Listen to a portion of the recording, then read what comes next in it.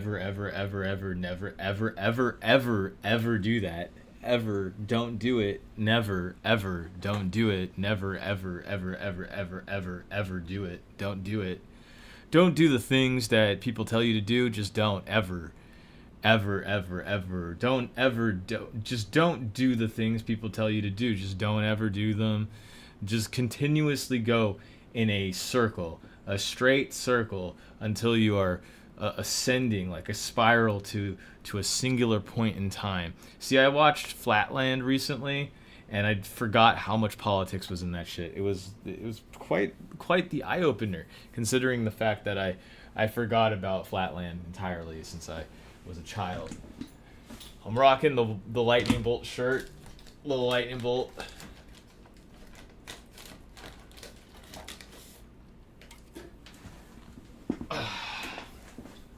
And I've got some topics today for you kiddies, so I'm just gonna stay in the you kiddies, you adults, you millennials, you undereducated, overeducated, underemployed people, you undereducated, you overeducated adult people. No, it is not like that. No, really. We're going to focus on a couple things. So I was just in the market of I cut myself while doing something stupid, trying to get into an air motion tweeter, and I put the box cutter directly into my thumb, which is great. You know, that's a classic thing that happens when you work in the audio industry, is cutting yourself constantly, shocking yourself constantly. That these things happen pretty frequently. Having a job, why the fuck do people think having a job is hard? Like, there are actually people that think this is hard. It's the easiest thing in the world. You literally just get told what to do and you do stuff and then you get paid for it. There's no, like, the working force world thing is like this whole, like, people believe in all this politics. As I've learned through my entire life working here in the Bay Area, it's just like, that's not a real fucking thing. It's not a real. Am I not in the view? I'm overview, right? Okay, because I have extra room to put myself like this. But like, that's not a thing. Like, the idea of being like, I don't want to work. It's like, no, I mean, like, you work and then you take vacation and then you still have to go to fucking work. You know? You still have to do that. We got purchase.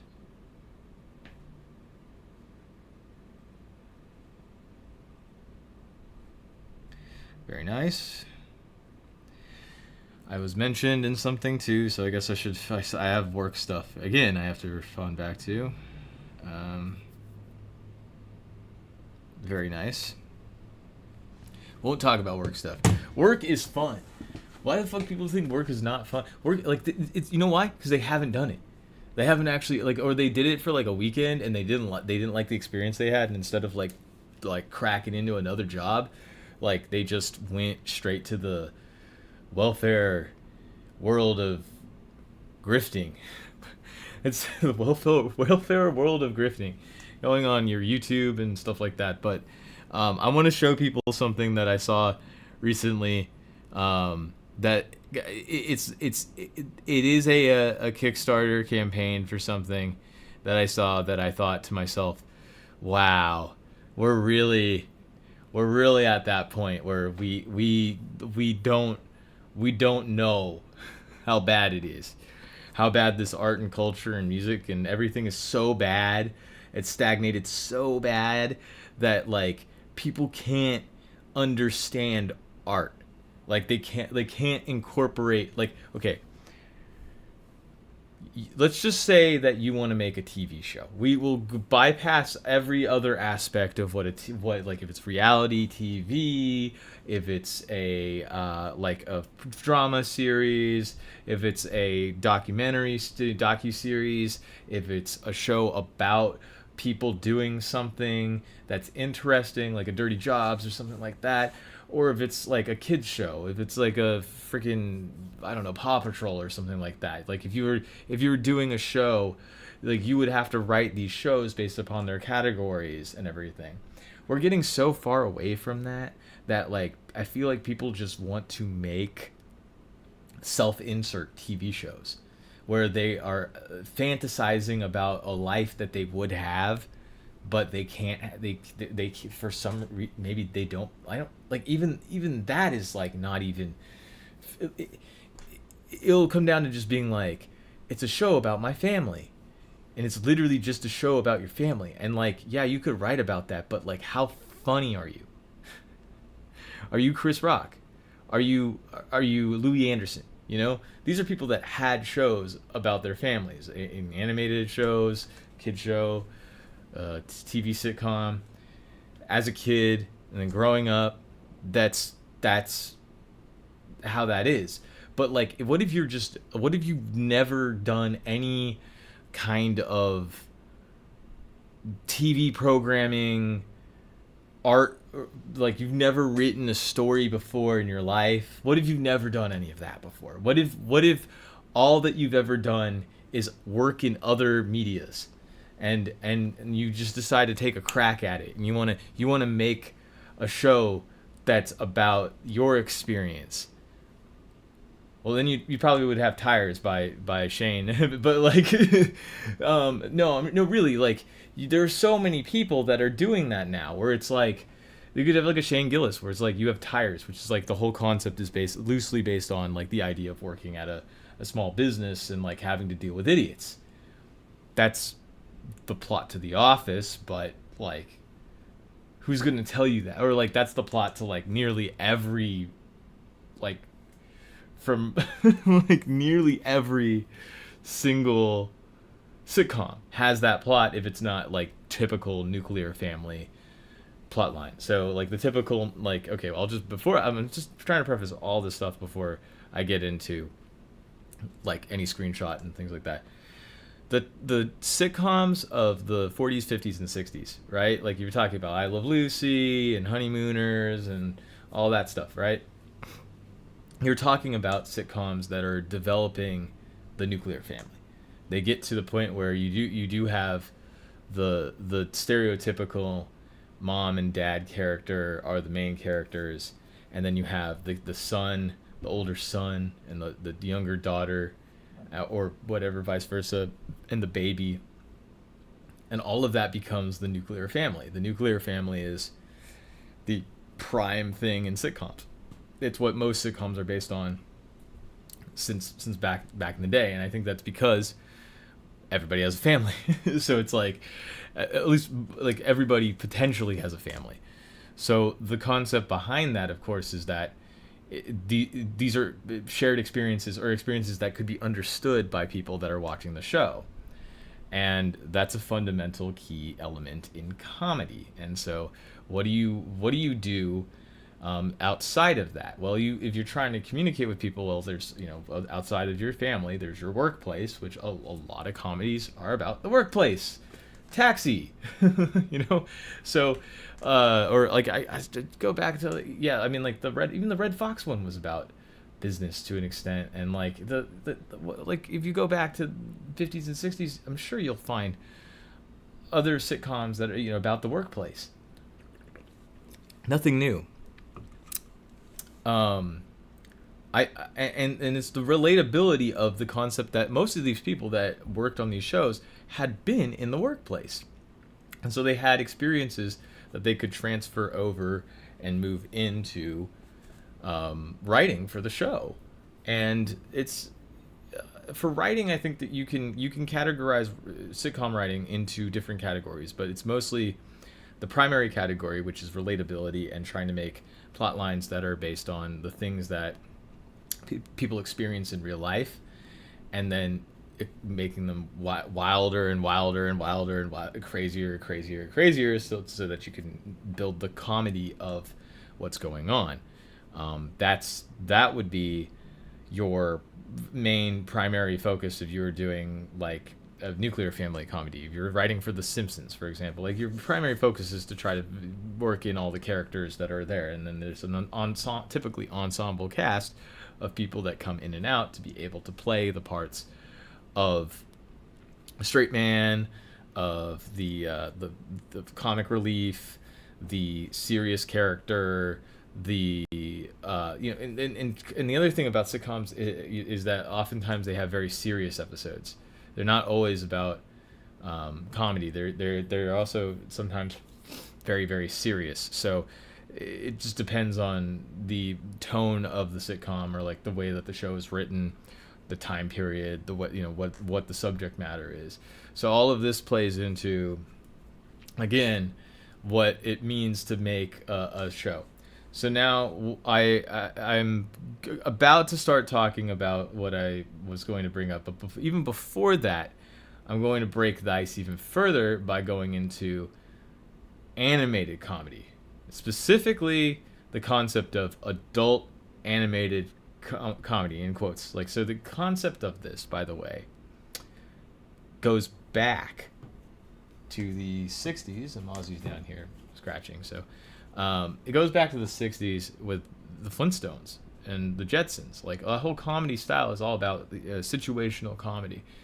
A lot of Fred Flintstone's lines are about the everyday man. And the best way I could put it is a typical Flintstones gag would be like, the one that's famous is the one that they did for they did it for Aqua Teen Hunger Force when they were parodying The Simpsons, or sorry, parodying Flintstones. Everything's traced back, right? It's the one where he's like, it's a stonefish on the floor, and he's basically a welcome mat, and he's like, I wish I could lay on the job, buddy. And then he's like, I don't remember the rest of it, but it's like, that's the kind of thing that Fred Flintstone would say. Is the kind of joke would be like a one-liner quip, goofy one-liner quip that would be something that a brutish kind of like don't give a fuck, but like arrogant and like confident big man, as a caveman, would say. And so the writing made sense for that, right? Like if you were writing these characters, then we're talking old school, the origins of all this stuff. So we're talking 50s, 60s, it's the 60s, of course. There were other animated comedy series in that time period, but they were typically more focused towards children, and a lot of that had to do with, I think, I don't know the whole story of all of this, but it has to do with, I believe it has to do with the people outside. I have windows open. It has to do with the cinematic expansion of Hollywood. So when Hollywood started allowing people that were outside of the golden age of Hollywood in, and allowing for other ideas, you've got your Midnight Cowboy. Look, I'm such a bad movie person. I'm trying to remember what the names of these movies are. Is it Midnight Cowboy? Yeah, I'm retarded. Midnight Cowboy and Easy Rider. Those two movies kind of was like the floodgates opening for cinema. And so I think what happens is the concept of what was considered adult moved from being intelligent to being racy and political and pornographic and violent. Yeah, I mean, like those are the categories for what makes it more adult. And so as time goes on, you what you see in comedy, and especially in these animated comedy shows, is you see a shift towards that as the key focus of what makes it an adult animated show, as opposed to trying to be intelligent or trying to be smart about things. If you watch Wait Till Your Father Comes Home, totally different show than Family Guy, right?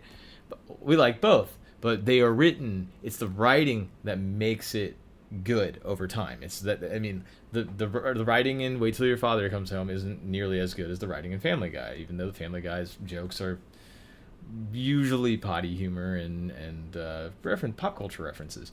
Which, of course, the thing about it is, before the internet, Family Guy was a pretty smart show, right? Because you had to know these stupid pop culture references for you to be like, oh, I get that joke.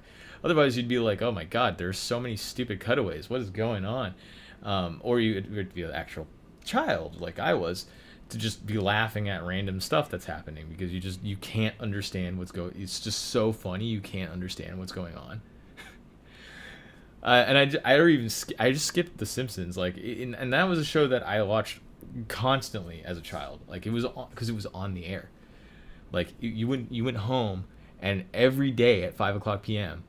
when you were back from school, there was always the same schedule. So it was like you got back from school, and for the last 2 hours you watched Cartoon Network or WB when they had the back home programming, and you'd watch like Pokemon or whatever, like you watch anime and shit, and then once that was over, you would be able to watch whatever was on just like primetime TV that was available. And if you were like me, you're just not interested in like 24 or whatever, like your ER and shit like that. So like, The Simpsons was big. Like you turned it on, and there was a programming block of an hour, I think from 5 to 6, of Simpsons every day. And then at 6:00 you'd have dinner and stuff, and like at 8:00 you could probably go back in, watch like Rocket Power or whatever was on TV, whatever was on TV, because they actually had different programming at that time. And then you would like go back to watching like Family Guy and stuff like that at night. Yeah, that was the way of the world back in the day. But like The Simpsons to me was a slow paced show. And what I noticed about The Simpsons was the writing style was the same every single episode. Every episode was starting intro that seems like it's going to be about something, and then like after the first commercial break, it comes back, and then the true plot starts from there. Every Simpsons episode is like that, except for like a handful. They're all like that. They're not different. They are almost entirely just the same thing. And it got so tedious to me because like I didn't feel like you didn't get that from South Park. You didn't get that from Aqua Teen or like any of the other adult animated shows that were like in the same kind of category. So, and there weren't too many family based shows. You went out? I'll let you out.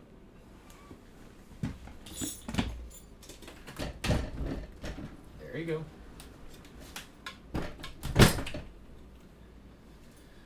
Door's all screwed up. Oh, the door is screwed up because it's the top one is all unhinged over there. But yeah, like that was back in the day when like you had to like know a schedule for TV to actually like get programming you wanted to watch before YouTube and all that stuff. You couldn't like just like go and just pull up whatever you wanted. You had to like wait, and then it was like just a roll of the dice to figure out what you got. I don't think anybody's going to join this chat, so like this RFS is going to be very specifically compiled. So we're going to start now. I'm going to start talking about this. So pull up my information. I have to separate this stuff here, and then I do this, and then I gotta put myself in like a corner like that, and then I gotta like do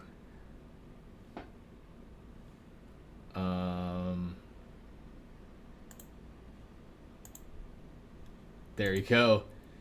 All right, so this is what I've been like talking about this entire time. So this is a show that I have no idea. Like there's like a part of me that doesn't understand this at all, and a part of me that not only do I understand this, but it's like the meta game on it is so done. Like burnt, cooked. Like It's been in the oven for too long. I'm sorry. Like this is like never going to be anything other than a launch pad for something else. And th- I've just been talking about this whole entire thing. So this is some I don't even want to say the word. Is the it just sounds dirty. It sounds makes you feel gross saying it.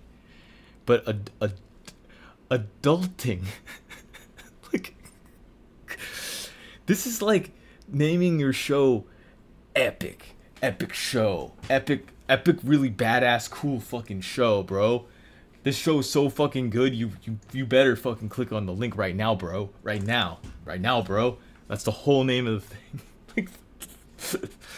Like it's like I mean like I think there was like a specific like some panel somewhere where somebody was like, what's like the most obnoxious name that we could give this show? That's probably it. Yeah, okay, thank you. So I'm not going to play the trailer. If you want to play the trailer, go play the trailer yourself. People have been talking about this online. Somebody spread it out to me. I saw it and I was immediately like, what the fuck is this? This doesn't, not only does this not make sense as a TV show, not to just say like, oh, it doesn't make sense as like an animated TV show, because like an animated TV show you could do whatever you want, right? It doesn't make sense even on a logistics perspective, like on the concept of what they're trying to achieve. It it it I've done the math on it. We'll get to that. I've done the math on it. So let me just start out. This is Adulting animated series pilot. So this is a Kickstarter, not for an entire series. So this isn't like, oh, we're trying to get like the funding so that we could be able to. They just want the funding to make a pilot. Okay, I don't know how to explain this to people, but like, you see what's wrong with this picture, right? There's $100,000 goal for a 10-minute long pilot. I'm not I can't like I can't this like I can't Right. I'm not going to play this video. In fact, I'm going to mute it just to be safe. I'm not going to show the people in it because I don't think that the people are even at fault. It's more so the fact that, and I'll get to all of the issues, all of the stuff. And I'm not just trying to be a hater. Like, I want to give constructive criticism to people about things. I genuinely believe that they're honest about what they're trying to make. But God, is this a terrible idea? Like, number one is the fact that it's $100,000 goal for 10 minutes of animation. 10 minutes of animation, which is a pilot. A pilot will probably also include, this is made by a musician, by the way. This is like written by a musician, which will probably include a theme song and ending credits, so that you're already knocking off at least 2 minutes from the front and the back, okay? So that's 8 minutes of actual animation, of actual having to animate the plot. So 8 minutes of actually animating a plot. $100,000, and we can get to the budget later. What they do put out a pie chart for the budget, but it's the level of like what you would actually get out of this if you put the budget in with the right like mentality. Totally different than the budget going into something that seems like it's just a launch pad for somebody's animation studio. I'm just hiccuping now. So I'll skip through the whole thing. The concept behind it is two codependent millennial sisters try to adult in a world where every other person over 30 has their shit together. So the preface is this, and I'm not going to take it literally. I'm assuming that more people out there don't have their shit together in this world, because it's probably legitimately the same world that we live in, and not much different. It's the fact that everybody else has their shit together. Okay, well, you got to show us that people have their shit together. You got to watch the plot. You got to watch this. So I'll skip it. Skip to this. We'll go up before, but like the TDLR is perfect. So the TDLR says to Gen Z to read all of that. So first of all, you're already marketing specifically to Gen Z people. So you're basically saying that this is a show about 30 somethings for 20 somethings, which, like, we'll get to, but like, which won't make any sense with this TLDR. Till damn late read. Basically, think of it like It's Always Sunny in Philadelphia in the style of Bob's Burgers, with the heart of The Simpsons and the splash of Seinfeld. And we need your help to fund one episode. We need your help to fund episode 1 of Phantom Menace. First of all, let me first of all say, I keep saying that. I need to stop saying that. It's Always Sunny in Philadelphia is an ensemble cast show. Bob's Burgers is an ensemble cast show. The Simpsons is an ensemble cast show. Seinfeld is an ensemble cast show. You haven't watched The Thing yet. This is not an ensemble cast show. There's 2 characters. That's what they have. This is an animated comedy series that follows the story of 2 absurdly codependent sisters as they try to find themselves in a world where every other fucking person over 30 seems to have their shit together. Cursing, motherfucker. Yeah, we curse in this show. You know, because it's an adult show for adults. Yeah, motherfucker. This isn't a kid show.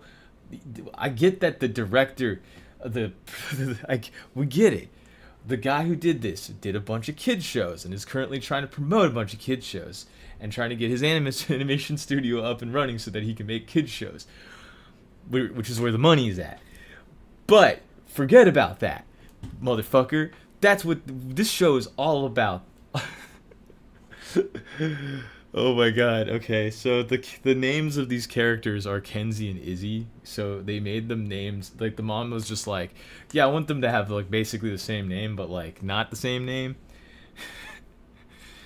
And the king, obviously, because they're royalty. After living in their 20s on their parents' dime, which, what does that mean? Come on, what, like, you have to like I was expecting in the demonstration at least to have some flashback to the past, but they didn't do that. It's like, if you're gonna pilot this shit and you're not gonna flash back to their past, you've royally fucked up. Like that's like the only interesting thing is like going back to their past and like figuring out like how they got to this point, because like clearly anything beyond that is like going to be the same kind of gag of being just like, I'm a millennial, I have anxiety, I can't do this, and then no climax to anything. No circumstantial stuff. And also like the whole like that leads itself to embarrassment comedy, which is like cringe comedy. Yeah, I mean, and like clear, I mean, and like, yeah, there you go.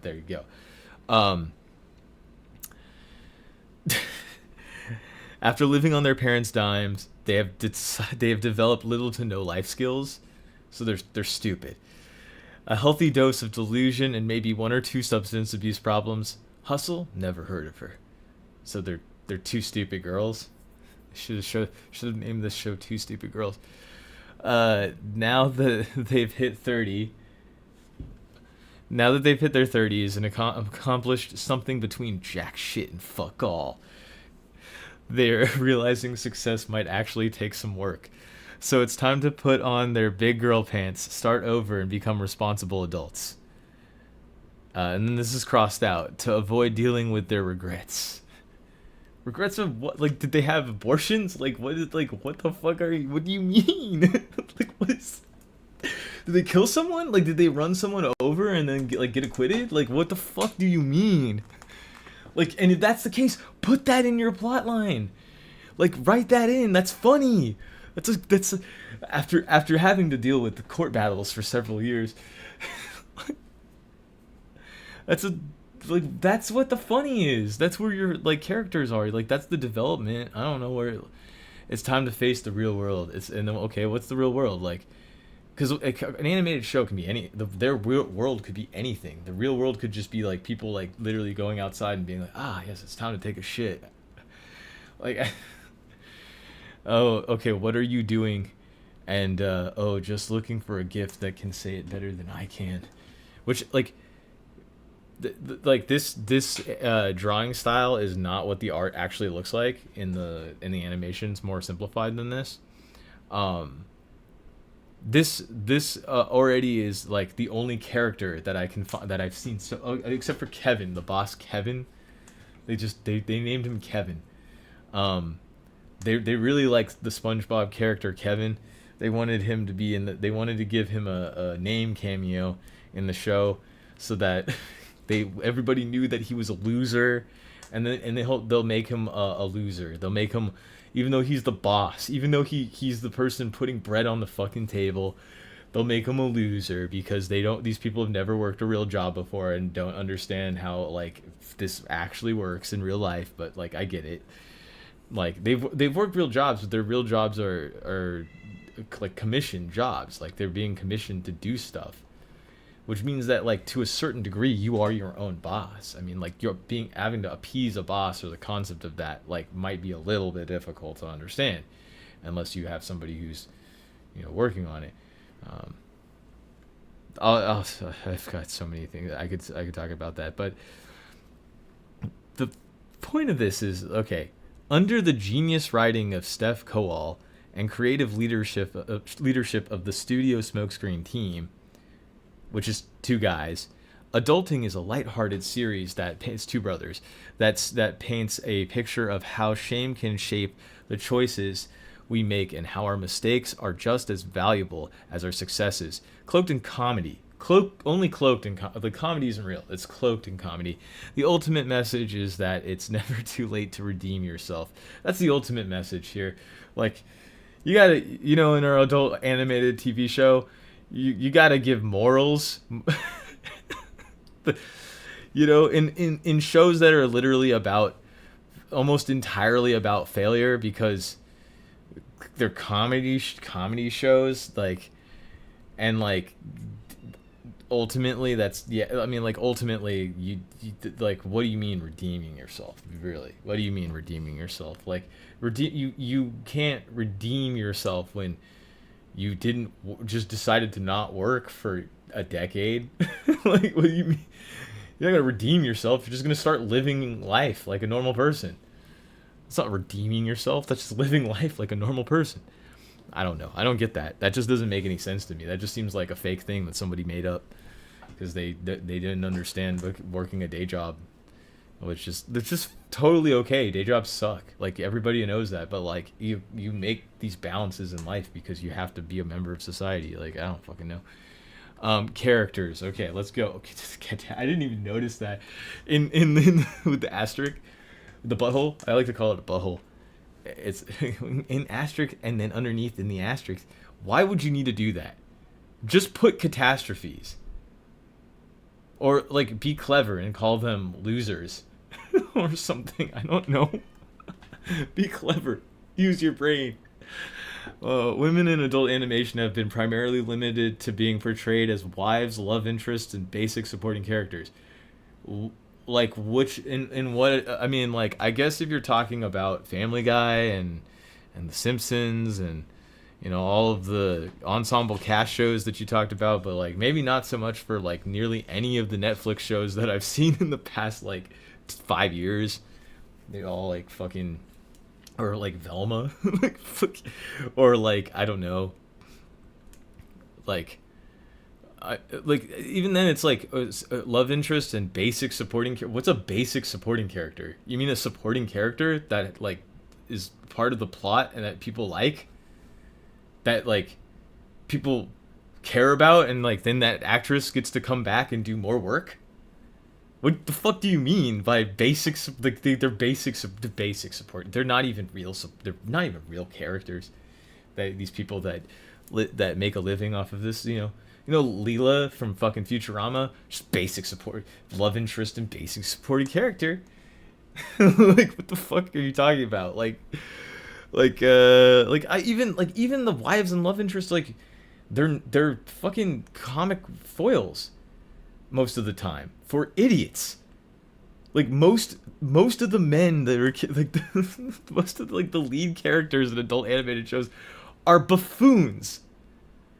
Like so like that's totally validated, but like in your if you want to do if you want to be like, okay, we want to have a show with more female leads, that's totally fine, you could do that. But like there's totally shows out there. There's that Tuca and Birdie show. That's like, or like a lot of those FX shows are not male leads. Like, wasn't there that they just saw there's another one? I was like, what the fuck? They just like make another one on FX with the fucking Satanist daughter thing. Like, I don't know. Like is this really that common of a thing? Even though okay, I'm just glitching now. And even though adulting is a chaotic comedy where nothing ever seems to go right, really, that like it in the thing that I watched, it wasn't that everything seemed to go right. It was just somebody with anxiety. Okay, whatever. Uh, it leans heavily on the deeper message of normalizing women in comedy. Okay, all right. I mean, like, that's up to women to do. For women, like, I think women's comedy, I think it's kind of like sports. Like, I think that like there's like, I think comedy though is different. Like there's because there's a competitive nature, of course, in comedy, but like you're talking about animation. Like that's not the same thing as in comedy. Different things. Like let's not do that. But like if you're saying like, okay, well, I'm trying to make it acceptable to say something, I could understand that. I could be like, all right, like I guess like, for example, like if a woman said all the same stuff that like Nick Mullen said, I think a lot of guys would probably be like, oh, this is kind of weird. A lot of guys would really fucking like that too. And would that be normalizing women in comedy just because it's a girl making the Asian jokes? Like it's a girl making a funny voice. Like what do you need to do for to the worst part about that is normalizing. You want to normalize comedy? You want to make comedy not funny? Is that what you want to do? Like what the fuck does that mean? Normalize normal, like, and I guess it means like neutralizing it or like equating it so that like there are more women in the comedy scene. But like this doesn't make more women in the comedy scene. It's like I'm pretty sure it's just one woman. It's the creator of the show voicing both characters. Both. It's, I'll get. I'll get to that later. I can't even. It's too much. It's just too much. Kenzie King 30. Kenzie is what she would refer to as a royal fuck up. She's spoiled, naive, and impulsive, but she knows it. After all, how can she have any redeeming qualities if no one's ever asked anything of her? But now that she's landed her first real person job, is she a child? She's determined to build a new life that she can be proud of. Even if every choice she makes is clouded with constant fear, she'll fall back into her old ways. What the fuck are her old ways? Is she a child? Like, is she an actual like child in a human adult body?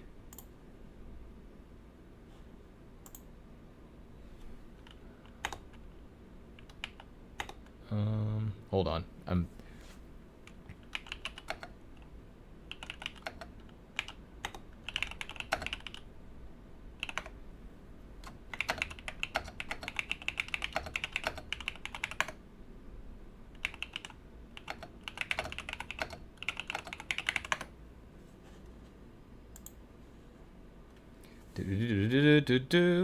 All right, let's get back to this.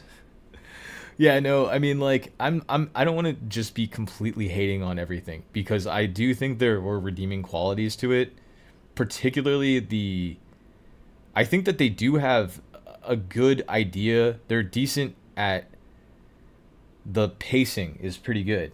Like the pacing is written well. The writing is bad. the, um but the pacing was pretty good. And I mean that in the sense that, like, if you've ever worked on a TV show before, which I haven't, but I've worked on other types of media before, like, you have to understand that there's a pacing to it that you have to hit, and if you don't hit those marks, then those 10 minutes could be just complete garbage. They could be completely wasted, and you might not be able to get any future endeavors for it. But it's to me, there's so many facets that play into a launch for content in general, and for animation especially, because what you're doing is cartooning. So you need cartoons. You need to make characters that are cartoons, and then you can sell them as images on things that people buy. So you see what I'm saying. Let's go here. Cool, getting pho. Nice. All right. So Izzy King, 31. So this is the reason why I really wanted to cover this, is just because I am 32 years old. So it's like this is my demographic. These are my people. This is what this is. Unfortunately, I'm the same age as these people now, so it's like I have to lay the smacketh down on the fact that, like, it's like, okay, well, if you want to fix these things that you got to do to make it at least a little bit more interesting. But, like, of course people would just probably hate on me and be like, you suck, I hate you because you criticized my art. And yeah, so that's how it goes. But all right, I'll read this one, fuck it. While Ken's, they call this, what is this one called? Ken. Oh, okay, Izzy, right? Okay, Ken's is looking for practicality and stability. So she's even. Oh, we'll get into that later. I can't even. There's so much information in here that I already read through that I'm like, even though I can't even fucking say it. Izzy wants to become a famous actress to fill a bottomless hole for validation and attention she's seemingly born with. Period. Who writes this? This is like, like, I'm sorry, but, like, you could word it. This is like you typed that out and you didn't think about it at all. You just typed it out.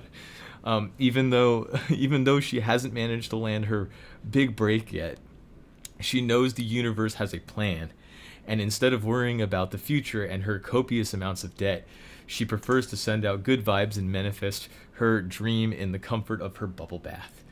So the rest of that was written pretty good, little ChatGPT, but, like, you know what I'm saying. The beginning of it was like somebody literally started it out and then said, "Hey, like, you finish the rest of it for me." No, it's not like that. It sounds very much like these two characters are literally the creator's personality split into two images, and the wants to become a famous actress to fill a bottomless hole for validation and attention she was seemingly born with is the most projectionist thing I think I've read on a piece of, like, it would literally be like me being like, I want a big booty Asian woman in my description. like it would be like making a character. Oh, the guy, so he's got long hair and he plays drums and he fucks, he's got job and money. Like, I can't. The character is like, listen, like, we could compare and contrast with other characters in history. That's fine. We can't. We don't know enough, right? It's a teaser. So maybe there's more. Maybe there's just more to these characters, and it's taking me so long to figure out the faces, but, like, the Danny Phantom vibes that I'm getting from this shit is just like, like, it's not the same, but, like, there's something about that like makes me laugh, like it about the, like, going ghost face. It doesn't hurt. It doesn't help okay, so I did look into the producer. I looked at the producer because I was just like, this just looks like more like somebody's trying to make a close enough sequel because like the characters do look a little bit like they could be in Close Enough, but like Cuphead style. Like they Cupheaded and like did enchant and like disenchantment, like that Cuphead style though for this. Like the face is all like um just like a flat shape, and then they like do all the facial expressions on it. But there's like a Control Alt Delete thing too with the facial expressions where it looks almost as if like someone like copied them in, like they drew them separately and then put them into the face. So so I was like, okay, well this kind of looks like the Close Enough thing, but the Close Enough thing is like still stylistically like unique. And so I was like, all right, so maybe there's some connection here. And I looked up the producer and he worked on Close Enough. So I was like, oh, okay, yeah, hell yeah. So there we go. Kenzie, an aspiring songwriter, which is that's like too much. That would just be like me being like, yeah, the show's about a guy that works at an audio company. Does customer service for an audio company. The show, yeah, and it's called the name of the company.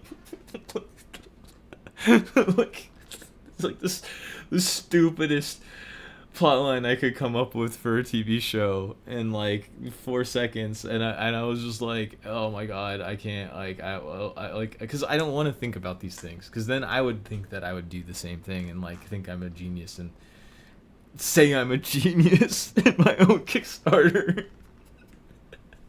Like calling yourself a genius. Aspiring songwriter.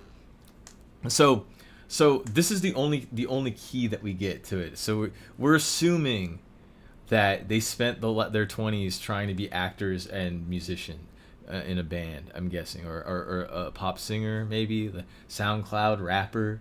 We don't know. It could be somebody who does covers, ukulele covers on YouTube. But if they did, they probably would have made money at some amount of money at some point. Like that's the thing I'm like confused about. Like how do you spend your entire 20s though? Like even I made money when I was doing music. Like some amount of money. Not a lot, but it's like you make residual too if you have some. I just like it's confusing. It's like it's like the only way that you wouldn't do it, you would not be able to get it if you literally didn't try to hustle at all. Like you just were like, oh, I'll just like take whatever opportunities are there and live off my parents the whole time. Hee. Which like is not like to me like not a sign of success. Definitely not. And like I don't know. Like I can't even. Now I'm getting metaphysical on my ass. Faced with her shortcomings and desperate for change, she does what anyone would do: drink away her problems and apply for jobs at the same time. The only thing she didn't plan for, actually getting one. Which, how the fuck do you not? How do you like you apply for jobs and not like? Like what do you mean? Especially not a big name job working for Tino Martinez, a famous composer for TV, film, and film in Los Angeles, which she has absolutely no qualifications for. Which was not the name of the boss in the thing. So Tino Martinez. So I'm already kind of like, all right. So the problem that I have with this is already. Getting a real job is you working at a firm, because I'm not even gonna get. You could get into like the whole concept of like why people get hired is for themselves mostly. Like people get hired at jobs because they're a person that the person who works at the job more likely would rather deal with than a man doing it for him. I guess or rather, probably it's more so he doesn't want to, he doesn't want to deal with the. If you're writing the character, I'm just saying, like, if you're writing the character, maybe the character doesn't he would hire a guy to do the same job, but like he doesn't want to have to like bring someone up, so he's gonna just like kind of treat her like shit and like not to. And that's my guess is that it's going to be that sort of situation. But like, what the problem? My problem with this is already. What the fuck are you gonna do at your job? like, like you don't need to explain it. Like it's just like if you're an office worker, you're an office worker. If you're a person that goes and works at different places, you're a person that goes and works at different places. Meaning like somebody that works with clients, your sales, whatever. But like there's got to be some sort of understanding of the workplace that where like you understand what somebody who works for somebody does. So for a composer for a TV film, I would assume that they are more than likely looking for a receptionist. Is that what it would be? Because a composer for TV and film, at least from my understanding, does not have like, unless they're a director for something like the Grammys. Okay. Like unless they're a director for some like a TV programming block or like they work for like a union or like being a famous composer typically means that you're just a guy that lives at your house and composes music, like writes the music and then takes it to like a philharmonic and then like works with other people to get it recorded. But the producer of the show does that. So being hired by a famous composer would mean that you're just somebody working for them. I don't know what that means, but like and that's the thing that I'm saying is that if you're trying to make it like a show about somebody who's like a business person, you have to make it a show about that kind of thing.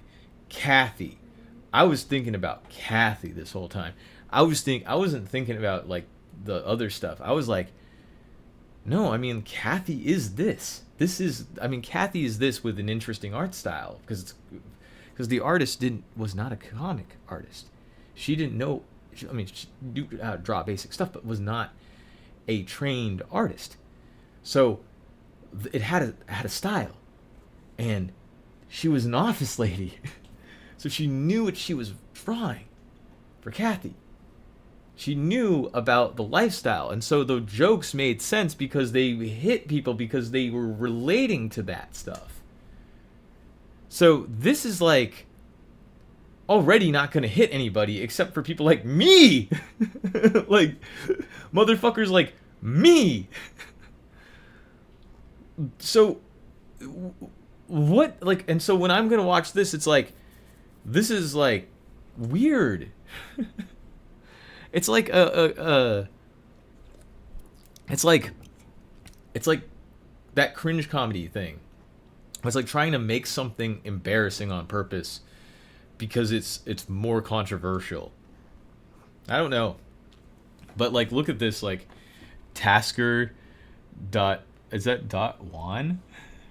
It's Tasker apartment cleaning $35. And like drinking a box wine with like just some clothes on the floor is like apparently being an alcoholic, as well as like look at what's she doing. Like this is the concept of what an alcoholic is just like going home and drinking. Like no, like if she was a fucking musician and shit, like for number one, where's the anxiety coming from? You get all of those experiences doing that, like literally all the same, like all those experiences, like parking a car in a lot, like having to deal with homeless people, fucking like going places and having to deal with things that you've never dealt with before. If you've ever been on tour with a band, you deal with all of this shit. Like you'll see like people get threatened, you'll see quarrels, you'll see people get beat up, you see all this shit if you've been in a band. If you toured at all, like if you've done, I've never even done like a month-long tour. The longest I've ever toured is 2 weeks.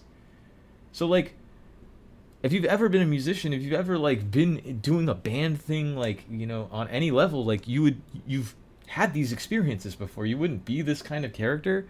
So it's like almost as if like they should be flipped around, but like they have to have the same thing because they're sisters. I don't know.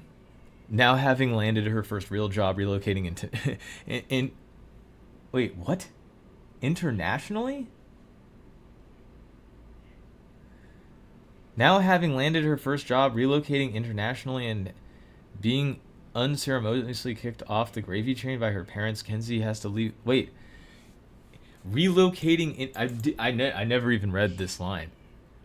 I think it was relocating unintentionally that I read, and then it's internationally. Did they mean that? Internationally? So like, are they is she Canadian? What? I'm so confused. Okay. She's literally self-inserting. I didn't know that. This is fucking insane.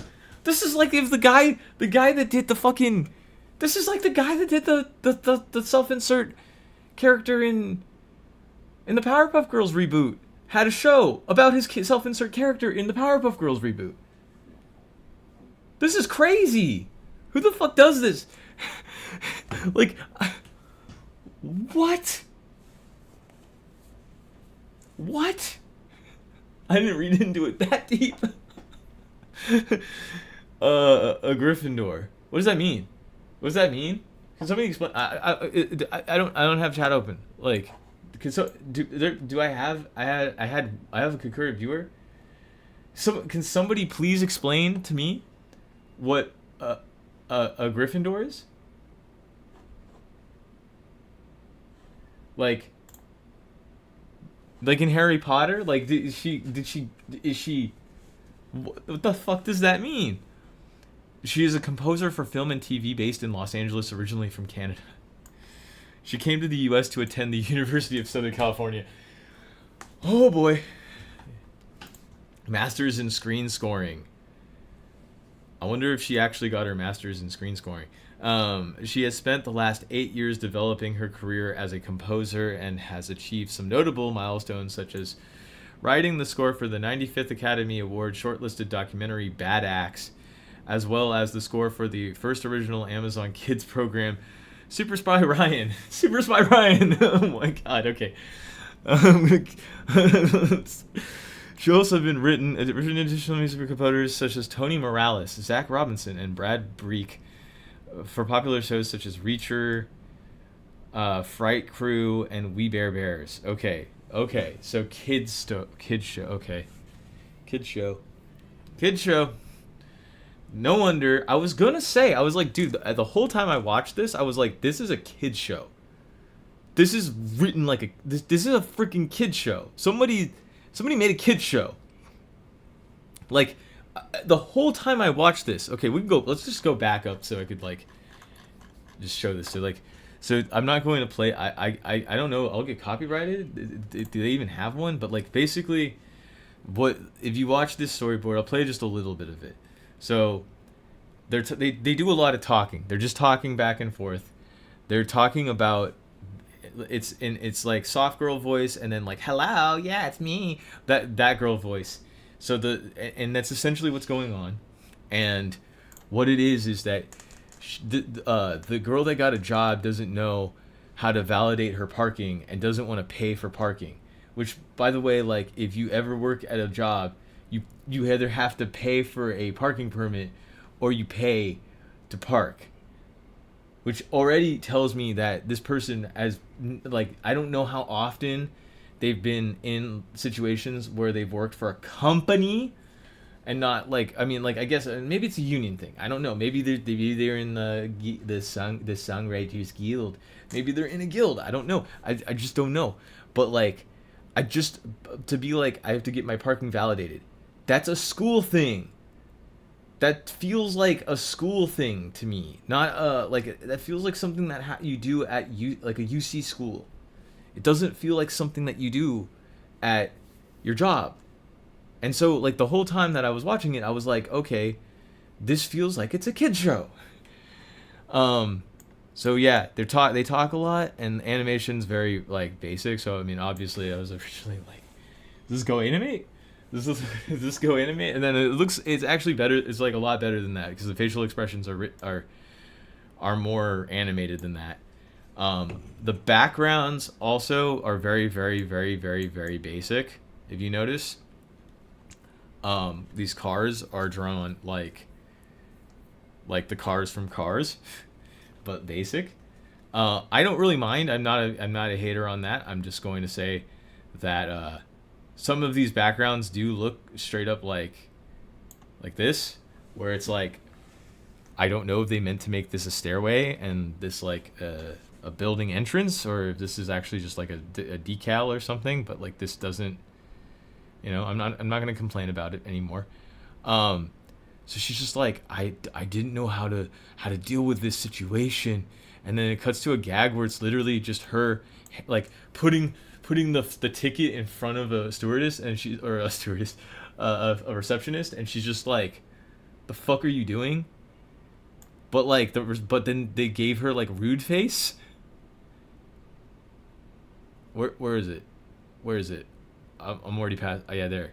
They gave her like a rude face, and like, I was like, okay. They like what? Why'd they make her rude?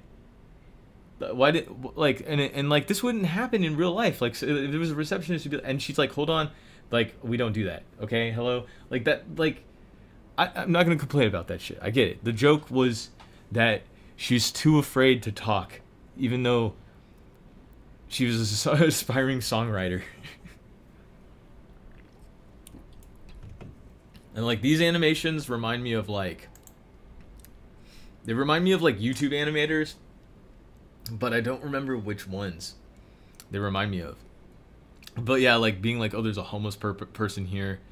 I don't know how to deal with homeless person. I'll walk around them, like the gag being like, I'll walk around homeless person, because that's a thing that millennials have to deal with, is homeless people all everywhere. And then it's like, I don't understand the machine. And then they FaceTime each other, and then the gag is basically, I'm in a bear suit. I'm in a bear suit. That gag is so good. Like, if you don't know about that, that's from Invader Zim. There's a gag in it where they're literally just like, yes, we are in bear suits. Yes, I understand. And they don't explain it. They're just in bear suits, like with the heads off. But yeah, no, it's that gag. Like, what are you wearing? I'm in a fucking Amazon onesie. This is also a BoJack Horseman thing, which is like I was immediately like, oh, this is because the LA setting, but like the laying down on the couch like this on the phone on the back is literally from BoJack Horseman. Like I can't deny that. Like that's like in multiple scenes in BoJack Horseman. I hate that show too. Like I just think it's like watching an Andy Warhol movie with a horse. Like, but like even more depressing. Like an Andy Warhol movie where it's not a comedy. It's like a serious movie. And then they try to make it like funny-ish. I don't know. And like animation of the mouth very well.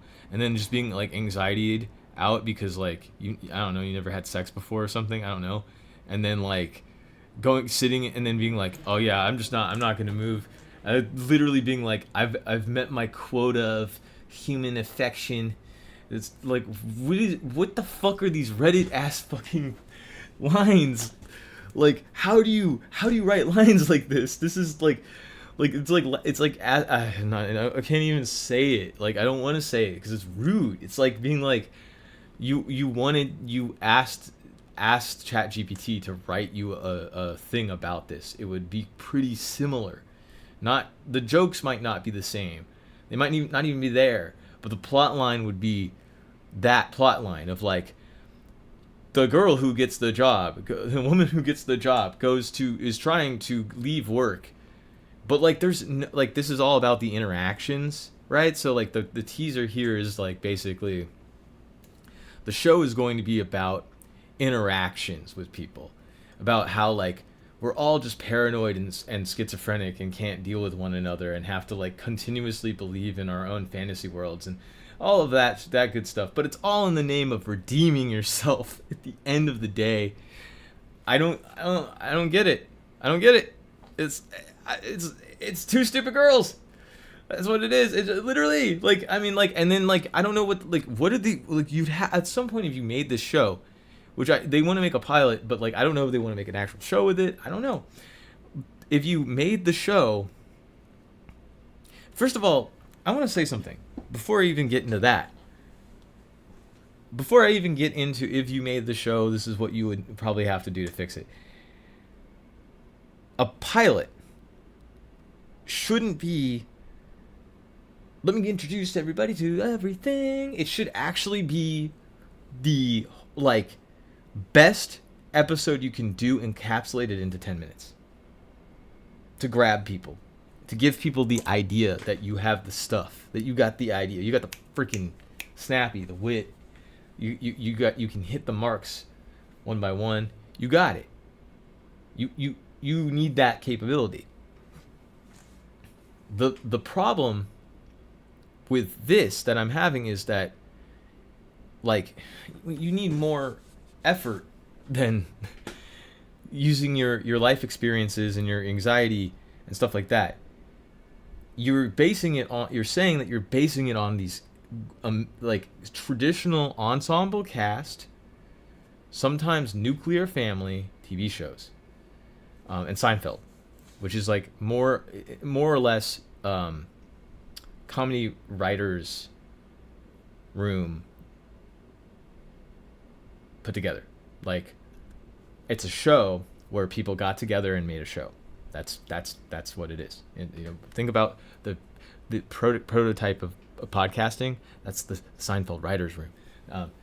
Larry David in there. Like that's that. Okay, so to get to that point, I'd say you need to do a couple things, right?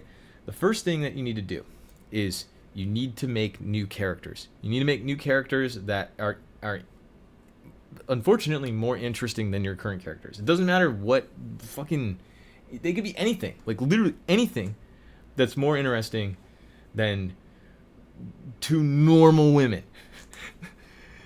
Like, that are just normal and as normal as can be. Because we're normalizing women in comedy. It could be anything else. It can be a guy who is literally like a human butthole. It could be a lesbian woman with one arm that fights people.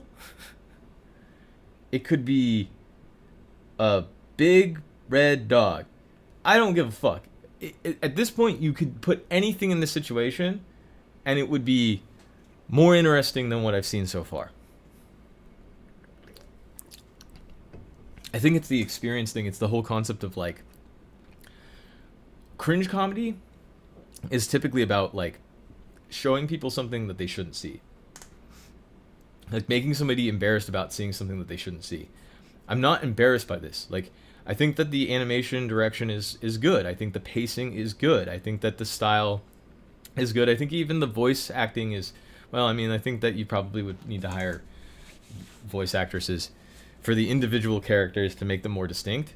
But because, like, right now it does feel like somebody putting on a voice for the other character. But if you did get it a little bit different and you were able to write in maybe five more characters, like 3 lower tier whatever, and 2 characters that are just like have more stuff in excuse me, more stuff going on in them. So, like, I don't want to. Remember that guy, Mr. Enter? Remember that shit?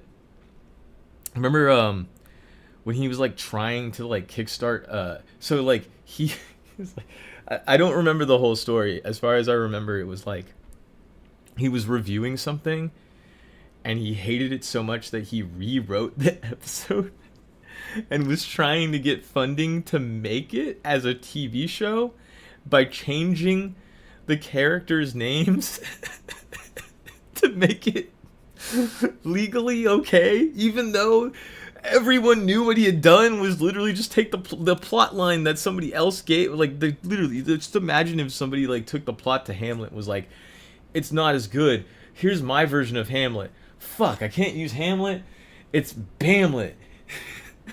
Like, it's like that's what he did. It's like I would never fucking do that for this, and I don't want to give ideas to this. But the plot the plot needs to be there in the first place. It's like if you're gonna do a teaser trailer of like what this is like gonna be, the comedy is actually about, you need to make it more interesting. And then of course like the comedy style for this is the well basically you have the BoJack Horseman and his roommate back and forth, right? That's taken from BoJack Horseman. You have okay, so the girl's voice sounds very much like the one in Close Enough. And then the other thing is like the Close Enough reference is mostly just like the fact that it's like whoosh, oh, well, I'm done with that for the day. That's so like that TV show, and so like the just being like, okay, well, we could do these beat by beat, and like maybe these are ideas that were for that show that were brought over to this show. I don't fucking know, but like that's what I'm thinking is going on. Is that there's like almost like you've watched a couple shows, and you're like, I like this idea, and I'm gonna write a show like this. That's totally okay, but like then you use Always Sunny in Philadelphia, The Simpsons, and Bob's Burgers as the references. Like, go watch Home Movies and Duckman and, I don't know, Daria. Go watch Daria. It's like, I mean, honestly, if you're going to do this, go watch Daria. That's a show about sisters that's a whole lot better at doing that, as making them different characters and creating the irony and that becoming the backbone of all of the gags and the jokes in the show. And that's how you create your footing. So if you don't have that, what you have is a show about people trying to relate to people that have anxiety, which is like, I'm sorry, like I'm sure there's so now we'll go back down. We'll go back down to the team thing. I know the guy who's the executive producer has an extensive background. This is very extensive. So he's a co-founder and it's a Ravenclaw. I'm sorry, just like I'm sorry. I just can't. I can't handle that. That's just I if I ever did one of these, I'd just be. He is a dickhead. Like I'm a dickhead. There you go. Executive producer. He's a co-founder and head of creative. Okay, head of creative. Creative is not a position at a job. Creative means that you're the guy that works at the job. All right, you're the main guy. That's what that means. It's just like my stupid position at work, which I'm not going to say on air because then stupid people are gonna find me and then start disliking the show. We're not disliking the show. We're trying to stay positive on this negative, hating experience. So he's head of creative for Smokescreen, an independent black-owned animation studio leading diversity and inclusion across the animation industry. So I have no problem with any of that. That's fine. Go ahead. You could say all of that. That's totally cool. But it is business speech, right? That's business speech.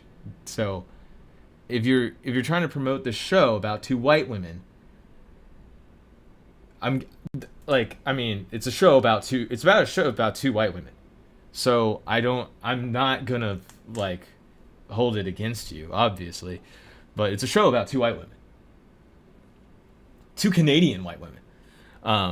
His animation credits include Nickelodeon's SpongeBob SquarePants, Cartoon Network's Teen Titans Go, Disney's Elena of Avalor, HBO Max's Close Enough, and Universal's Curious George 4 Royal Monkey. Curious George 4 Royal Monkey. Chris was recently a director on Disney's Firebuds. Oh, Firebuds. Okay. And is now supervising director on a because I saw that poster in the background. I was like, is that Paw Patrol? And it wasn't Paw Patrol. It was freaking Firebuds. Yet to be announced high-profile spin-off series of Disney's branded television series for television. So, yet to be announced high-profile spin-off series for Disney branded television. Okay. I mean, like, again, this is like, that's fine. Like, I have not even complained about any of the animation stuff because it's fine. It looks like CalArts stuff. That's what it looks like. I'm just gonna say no. Oh, what does this look like again? Oh, it looks like that. What is that? Netflix. Show about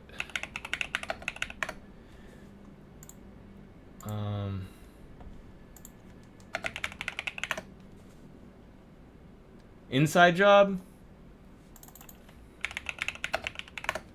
So this is a show called Inside Job.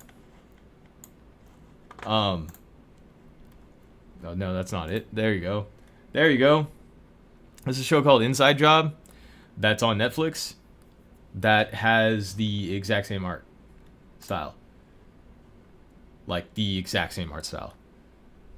So if I was to guess, like, what this show's animation budget and, like, style and look would actually look like, it would be Inside Job. That would be what it would look like. Why do I have the Midnight Cowboy thing? That's what I'm thinking. But it's like, and that show is not that good. Like, it's not that bad. It's not that good though. Like, let's be real. But it's what I'm saying is that these backgrounds are going to be similar to that, and that's like Past of the Past stuff from that from originally from Rick and Morty, and then if you go into like if some like the original show for something that like was like that, because backgrounds for cartoons are getting progressively more flat, and I hate it.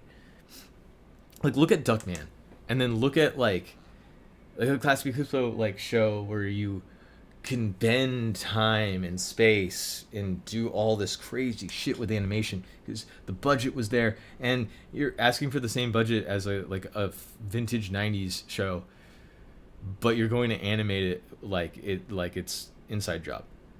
So I'm confused. Like, unless there's something that I'm missing here, like some stylistic choice that's going to change, I'm not too sure.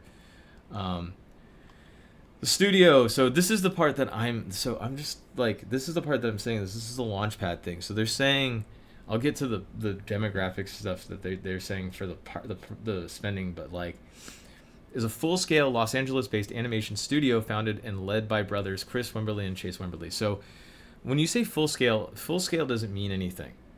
First of all, full scale, if you were doing hand animation, right? Like, in digital terms can mean one guy, or in paper terms could be a whole entire room with 30 people. It could also mean that you're a studio that's not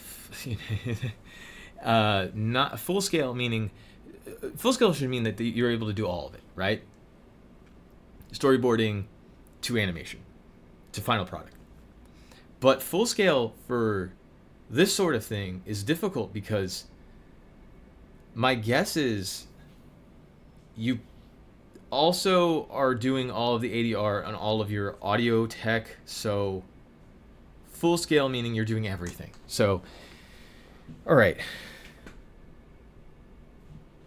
Studio aims to elevate marginalized underrepresented. Yeah, because you're two black guys, right? That's why it's aiming to because I don't mean to say that in offensive terms. I mean, like, unless it's like an affirmative action based like system where like you're literally just refusing to hire white people, it's because you're two guys that are the only people that work at the company, which is, I mean, there's nothing wrong with that. It's just that like that's business speech to make it look bigger than it actually is, which is fine. It's like there's lots of shows that people started making, people made them with one guy like drawing the whole entire thing out.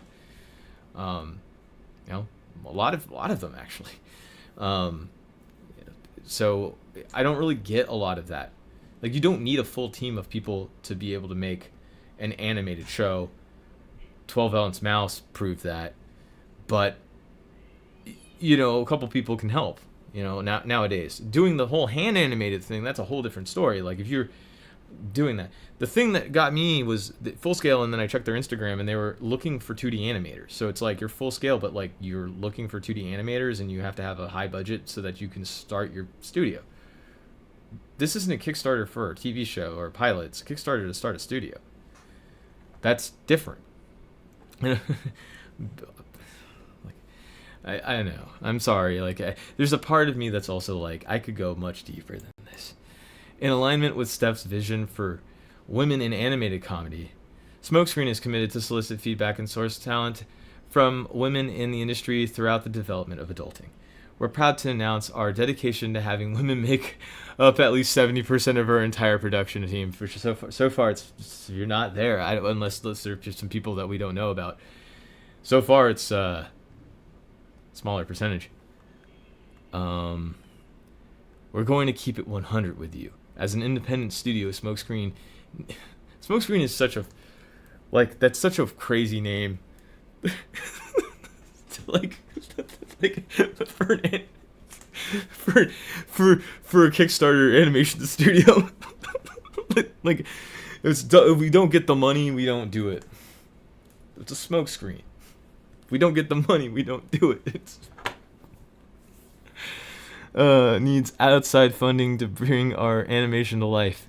The problem is that securing the funding often involves extensive negotiations that can jeopardize creative and crew control.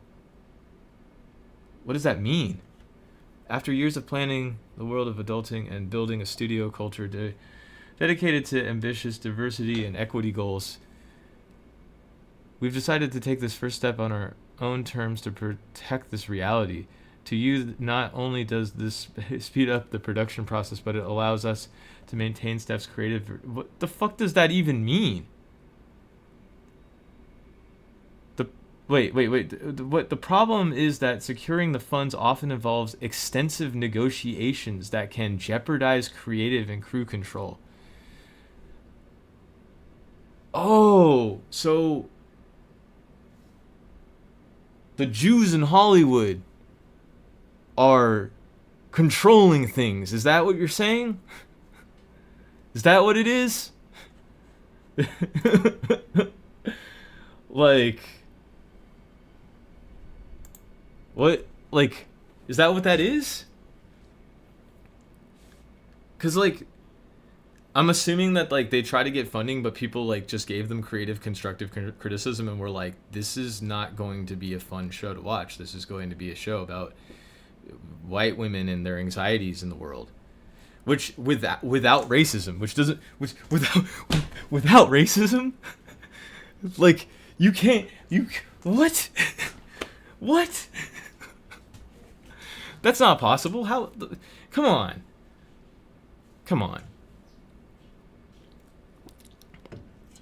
But how does that speed up the production process?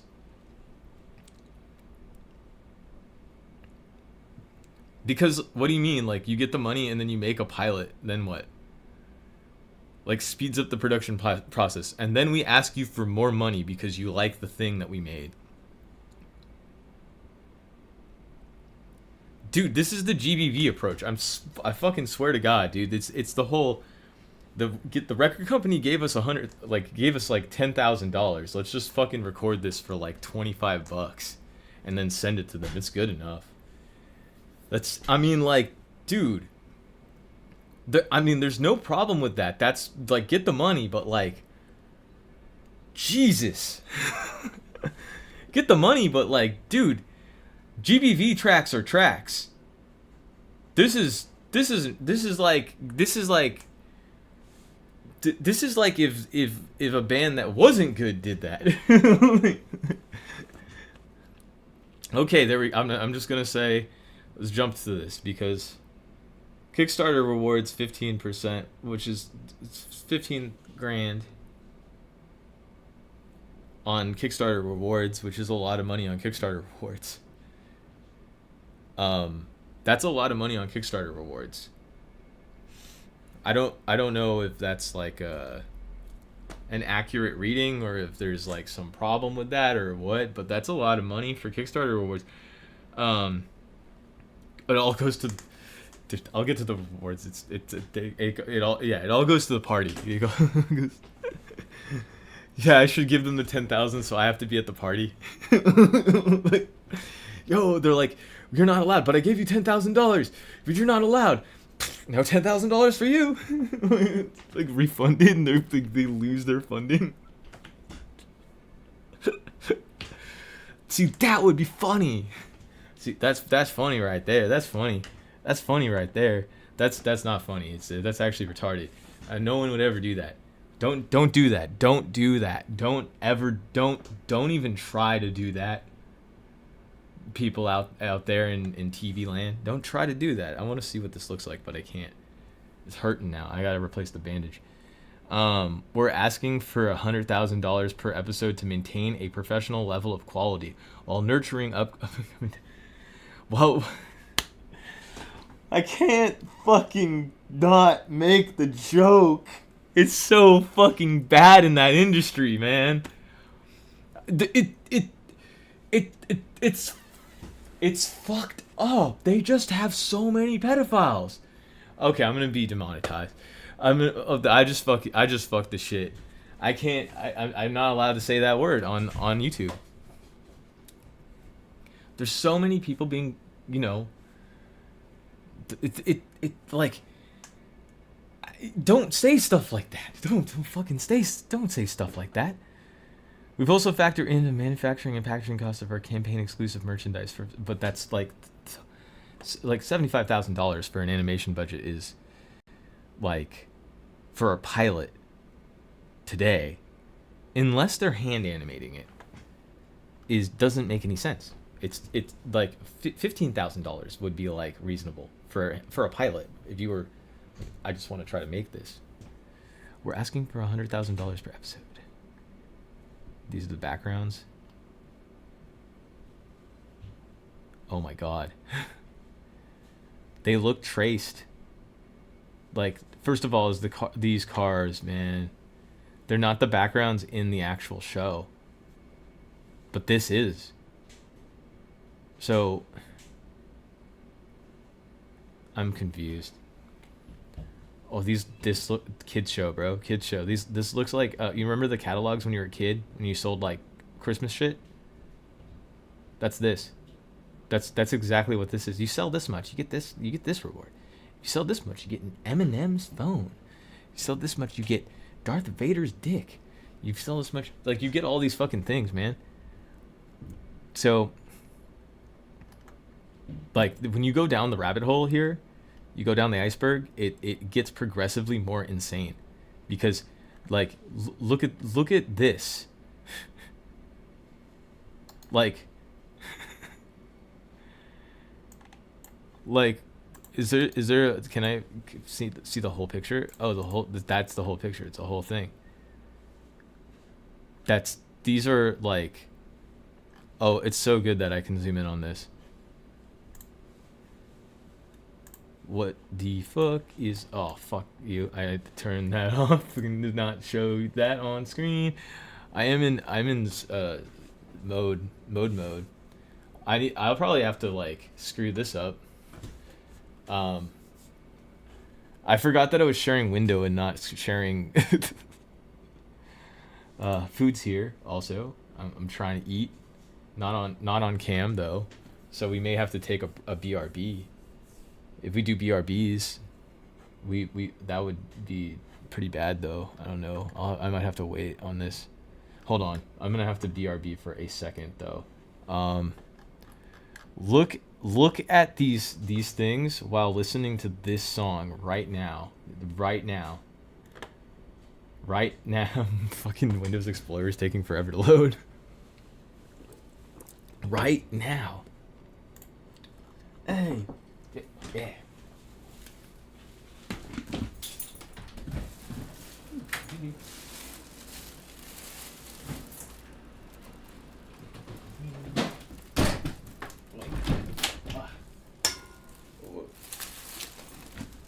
Oh man, I got food.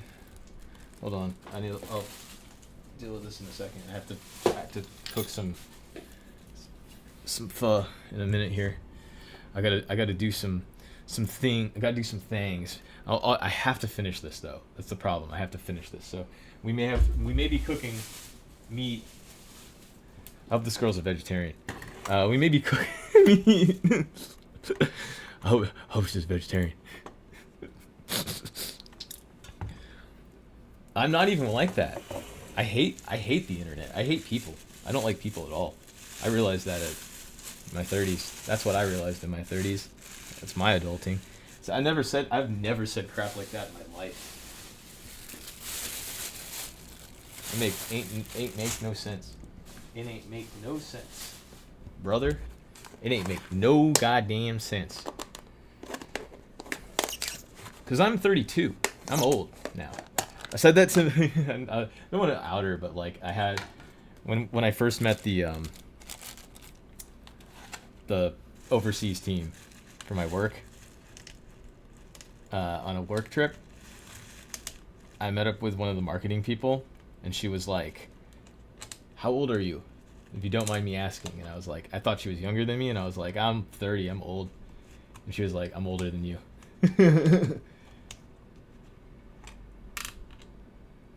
She's had some plastic surgery.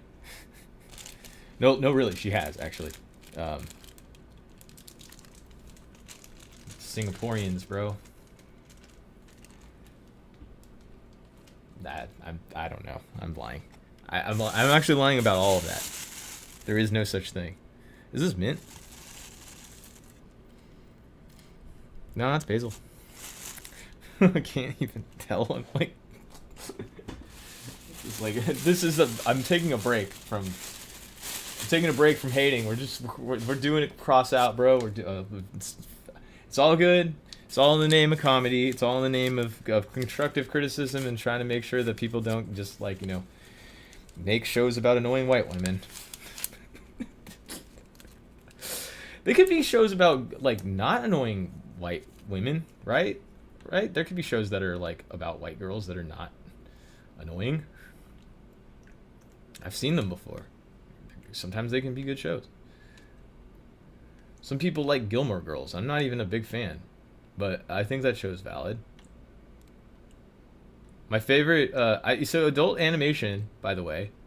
Let's start off with my own experience with that because I have no actual experience with that, technically. Beyond just like liking stuff. But yeah, I'd say that probably the greatest of all time adult animated shows. Which, I mean, again, like it surprised me that these guys want to start doing that sort of thing because if you started out doing a lot of kids stuff and a lot of like SpongeBob SquarePants, Teen Titans Go, all this stuff's great. I like that stuff. Love it. Love it, love it, love it. Like if you want to make a show that's about some black kids that are hanging out in a neighborhood, love it. Don't care. Like you bring your experiences to the page. People have done that before, and I love that shit too. I think that that's the way to go. I personally is like trying to bring your personal experiences to it, but you have to make characters. And like unfortunately, it's like the characters can't always be about people in your life. Sometimes those characters have to be larger than life or ridiculous even. And that's the way that I feel about it. So it's so you got to go back to the classics really, and in all kinds of classics, not just like in your own culture. White people don't have that kind of culture, man. We have this thing where we don't actually know what anything is. But we like stuff. I realized that, right? Like at a certain age, you're like, oh man, we just like stuff. We're not really, into like a specific thing most of the time. Sometimes we are, but like we like guitar for some reason. Ah, good. Just burned my throat. Yeah. Feel good. The fuzz is getting me good. Okay, I gotta get the pieces of steak out now. I'm getting you out. Damn it. Getting you out of there, bro. I need to eat you soon. This is the worst episode of RFS so far. I don't know. Even though it's number 2. So, how's everybody doing? No.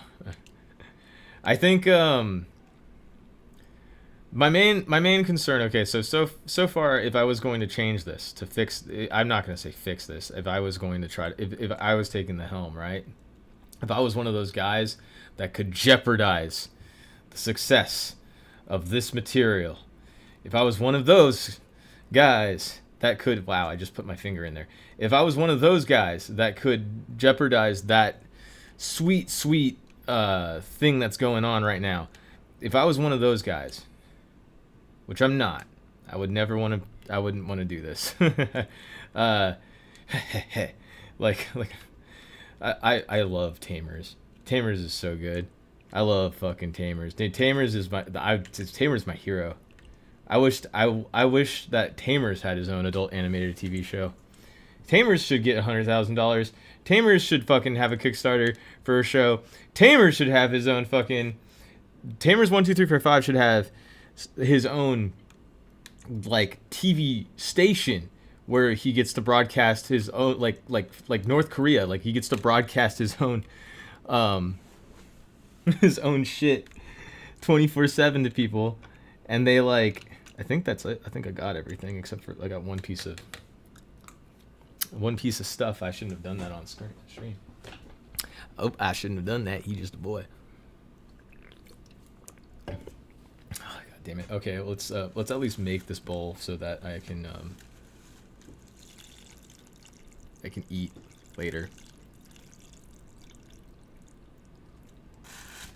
when appropriate, you know. I have the fixins. Where are the fixins at? Give me that. Give me the fixins. They're fixins. What do you put in your pho?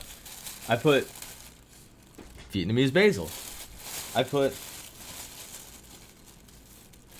a hint of lime, even though my girlfriend used most of it. Yes, I have a girlfriend.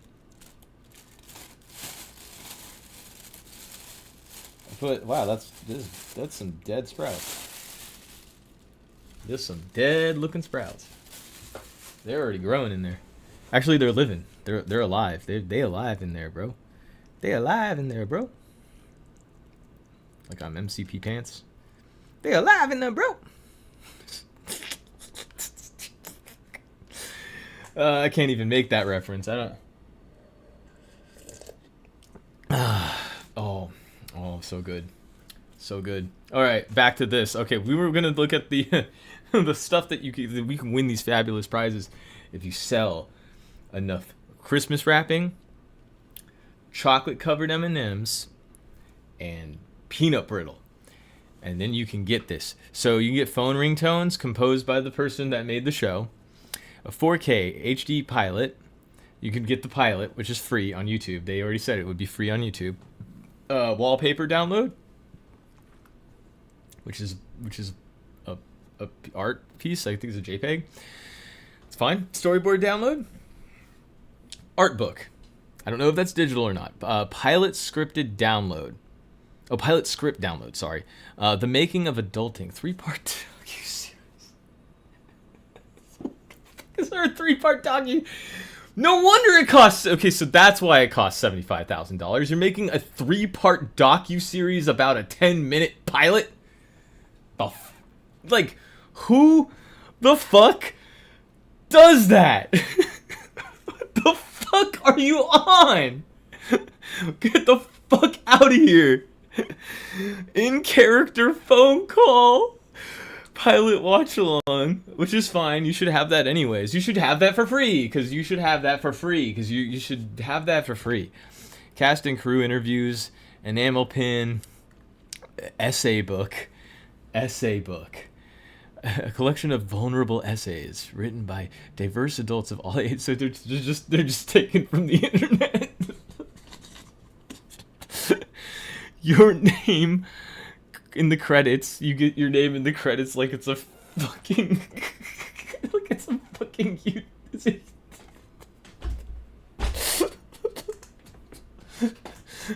a weird fruit explorer, like the weird food explorer guy video. I'd like to thank all the people for helping us make this video.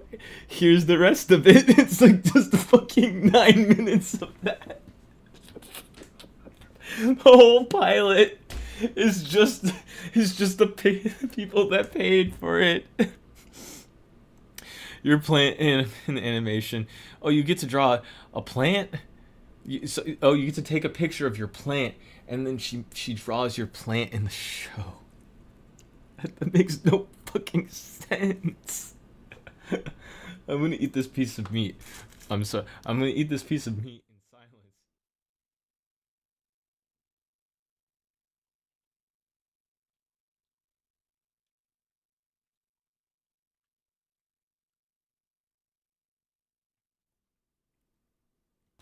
That was nice. I like that. That calmed me down. I needed that. I need some of this too. Yeah, that's good. That's good broth. Good broth. Um. Your company. So you get to name the booze company. So if you actually have a booze company, you can advertise in the show. Your pizza company. If you got a pizza company out there, you can advertise your pizza company in the show. So if your if your pizza company was called I hate everybody but white people, you you could name that in the show. They'd have to put that in the show. They can't deny it. Your Easter egg. Your Easter egg. So, and I'm not going to say that. Studio Smokescreen team will design your background character based on provided portrait. Look at these characters, though. They look like, oh God, dude. You remember, was it Kevin? The webcomic with the guys like playing guitar? Kevin? That webcomic, it rules. I should just go find it. I need to eat this food. We'll finish this first. Okay. Name of the company: Traditional Illustrated, One of a Kind. I don't know what that is. And invitation to a celebrity party or celebration party. Okay. And the travel cost is, of course, not included, even though you have to spend $10,000 to. So here's some promotional stills from the show. If you want to look at them, you can go look at them on the website. I'm not going to actually explain any of that stuff. There's a message here from the. I'm not even going to read these messages. I'm not going to read the questions or like answer stuff. I'm sure that there's stuff in here that's interesting, but like given the nature and the complexities that come with working in animation, they're basically saying, yeah, even if we hit the mark, it may take us some time to finish it. So what they mean is that like once they get the money, they're gonna spend all the money before they start doing anything.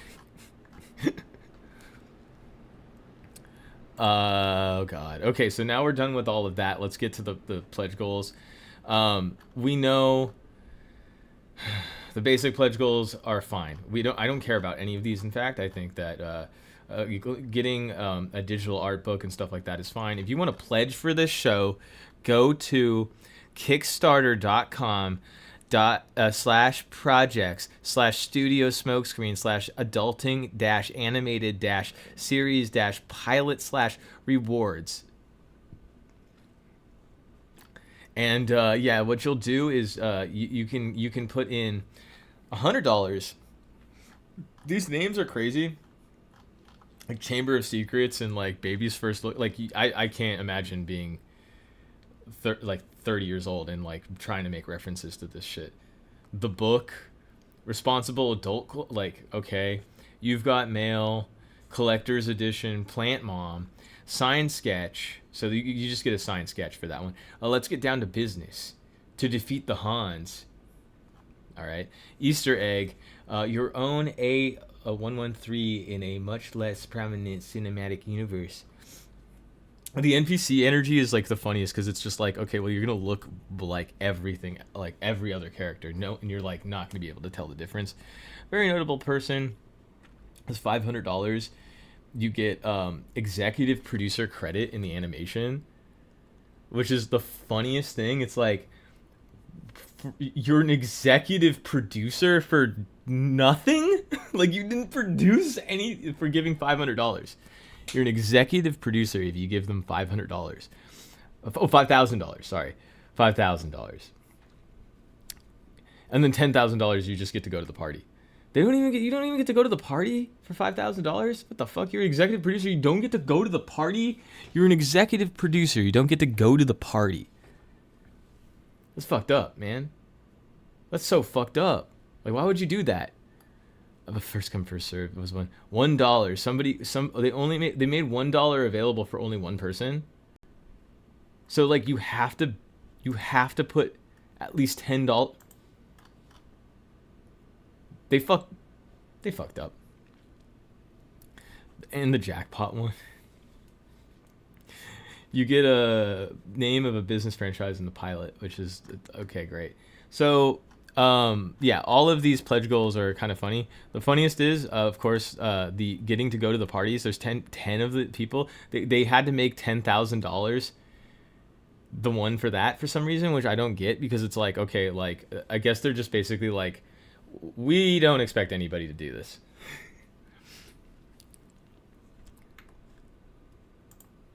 But the other reason why that, okay, so anytime I see that, I'm always like, okay, this is sketchy, right? Think about it. If everybody in your company has like their parents or somebody like pay $10,000, you get backed, and you get your money, and you get backed. See what I'm saying? And then and then your family gets to go to the party. Catch my drift? So that's, yeah, there you go. That's what it is, man. That's all this fucking is. Like and like all the stuff about being like, oh, it's for creative people. It's you and your brother. Like, come on, man. Like you may hire another animator, but it's like you're trying to look into certain things and stuff. It's a fucking show about two white women. I don't know. Okay, so we're gonna do end of part A. I'm gonna BRB. How do I do a BRB here? I need to do text.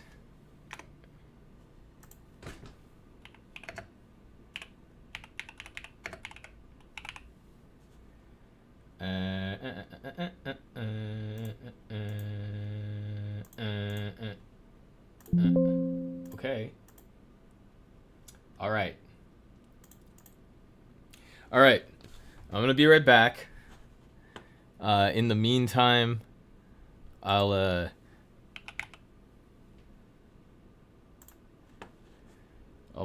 throw on the most classic videos,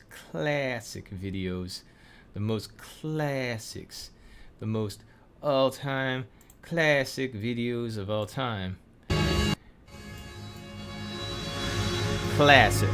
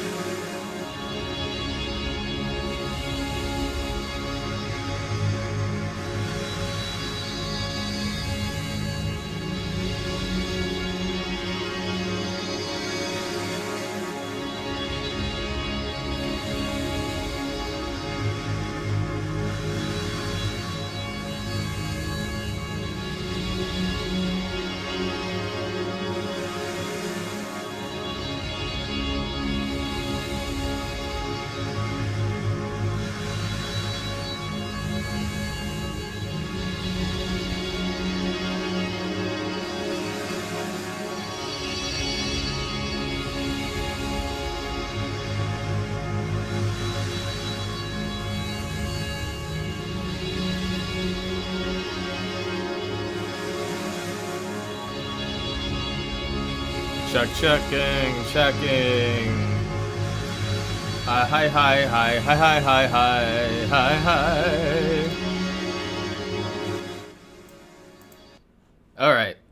All right. Out of that. Out you go. Out you lot go. All right.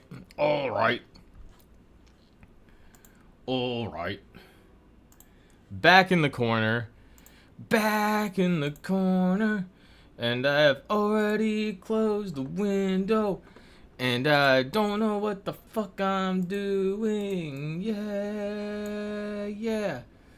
All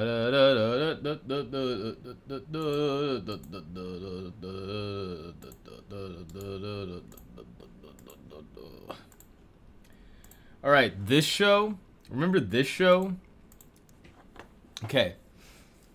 So this show, the writing style reminds me a lot of the way that the pacing is, how the pacing happens in outro. Yeah. And I'm pretty sure, if I was to guess, the collaborative effort is more in the studio world than in the writing aspect. And I wouldn't be surprised if there is. It's just the thing about it is I'm not gonna show any. I love that. I have this clip of a PSA I've been playing. It's a PSA for autism, and it's a guy who's like, don't forget, anyone can have autism. It can strike anyone. Like as if like you could just suddenly in your fucking 60s or some shit become autistic. Like what? No, really, this is okay. I can get in a lot of trouble for fucking playing that shit, but I have it somewhere on here. Let me find it. It's maybe the greatest clip from anything I've discovered in a long time. Not that. That's definitely copyright. Where is this? This is like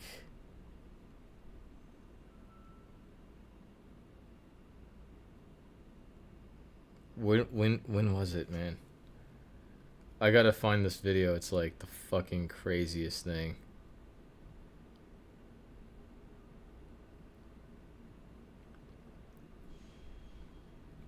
Is it from the same day?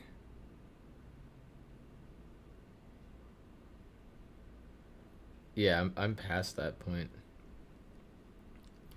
Unless I deleted it. I don't think I deleted it. Why would I delete it? That would be dumb. Is it this? Yes. Okay. Check this out. Why does he sound like this? So I ask you to think about it. Autism can strike anyone. No medical detention and there's no cure. Remember, people with autism have feelings too. Be sensitive and tolerant. There's no room for bullying in our society. For more information about autism, contact your local physician or visit autismspeech.org. This is Cameron Hank, and I appreciate your kindness. Yeah. Cameron Hank, and I appreciate your kindness. Yeah, man, dude, it's crazy. Like that's just crazy. It's like how, dude. There's no way that like they must have just let him in the booth.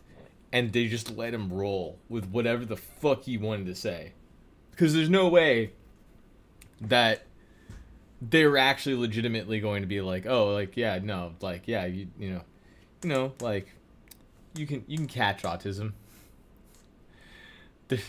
There's no cure, and there's no medical detection. No medical detection. How is it? What the fuck does that? Huh? But you're asking me to contact my local physician? Huh?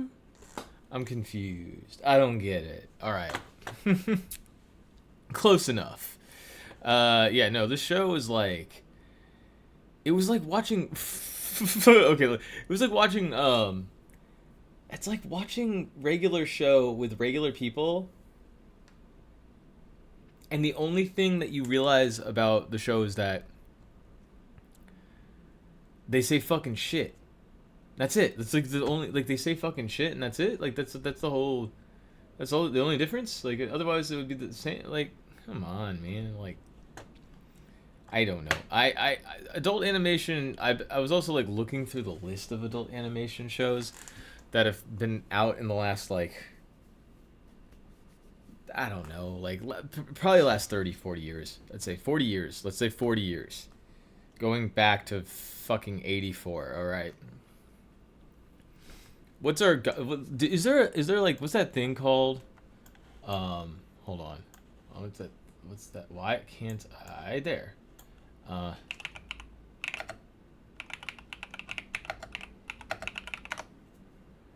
is that? Oh, it's water. Ranker.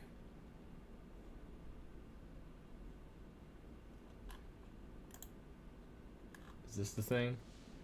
Damn. Damn, Ranker is so dumb. Tom and Jerry #2, dude. So check this out. Okay, I was trying to find that thing where you create tier lists, but I forgot that Ranker exists, and I was like, yo, look at Ranker. This is the Ranker for 500 plus best animated TV shows ever made, and the #1 is Avatar: The Last Airbender. Like, that's a generational thing, like for sure. Rick and Morty's in the top 10, above The Simpsons, which is insane. Full Metal Alchemist. Okay, anime counts. All right, didn't realize that. Teen Titans, the original Teen Titans, man. The original Teen Titans. Batman the animated series and Dragon Ball Z, Pokemon. Like you gotta be fucking kidding me with these. This is insane. Like Family Guy 55. What the fuck? What the fuck? Which honestly I don't care. I just want to know, like, Invader Zim's number 91. Damn, bro. An actual good show is above an actual show for children, and like not good. Mickey Mouse, just in general, like not the show, just Mickey Mouse, just in general. No, it's Disney's Mickey Mouse. Above Rocco's Modern Life, they like that one more. It's the one that they like a lot more than the than the show about the fucking whatever that species was, wallaby, whatever the fuck that is. It's a whoa. What's going on here? Are we in? Oh, we are in. Okay, we're good. We got it back. Concurrent viewership is in. We're in the zeros for chat today, which is totally okay because this is a show that I'm recording live for future posterity. For more Fast Snake content, you can go to reallyfastsnake and you can probably find absolutely nothing because that's exactly what's going to be there. Yeah, man, I was just thinking about that animated TV shows. So the list that I was looking at was actually like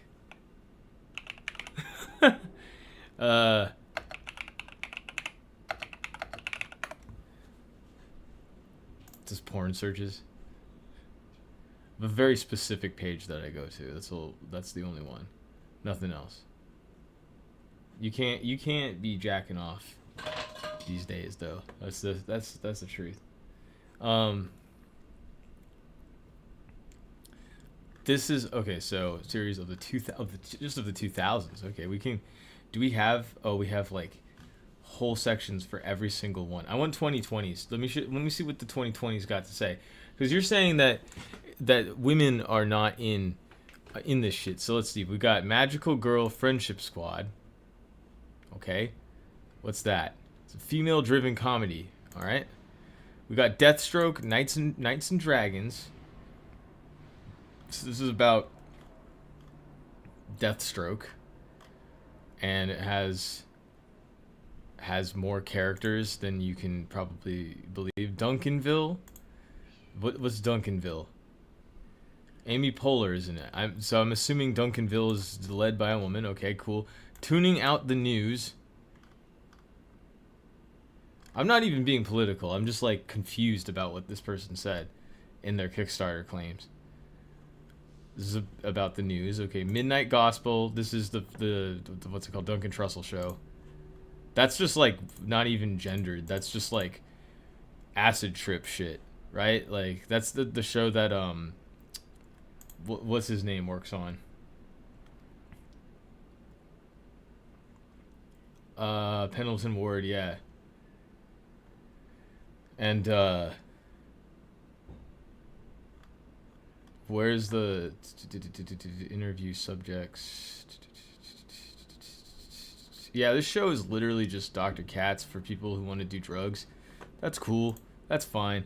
Solar Opposites, which is I don't even know what this show's about. I know it's a Justin Roiland show. I don't know what the fuck the show's about. JJ Villard's Fairy Tales. What is this? I don't know what this is. JJ Villard as police officer. Who is JJ Villard? King Star King is edited okay by JJ Villard. But who the fuck is JJ Villard? I don't know. Central Park. Lauren Burchard. What?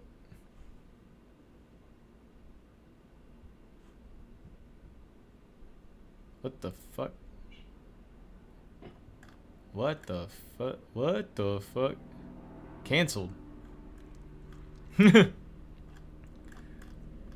What's this? I mean, like, they got Titus Burgess and Kristen Bell, so I don't know. They fucked up something. Crossing Swords. What is this? Hulu show? John haven't seen. Is it one of those like weird things? Close enough. We know what that is. Star Trek Lower Decks, which is. Well, I Lower Decks is like that's beyond my ability. YOLO Crystal Fantasy. It's Michael Cusack from which I mean like he started out animating his own stuff, so it's like he still does. So it's like why can't you just I don't know. I just pull up that Psychic Pebbles quote, the Zach Hadel quote where he's like, they just give anybody a show. They don't even know anything about making a show.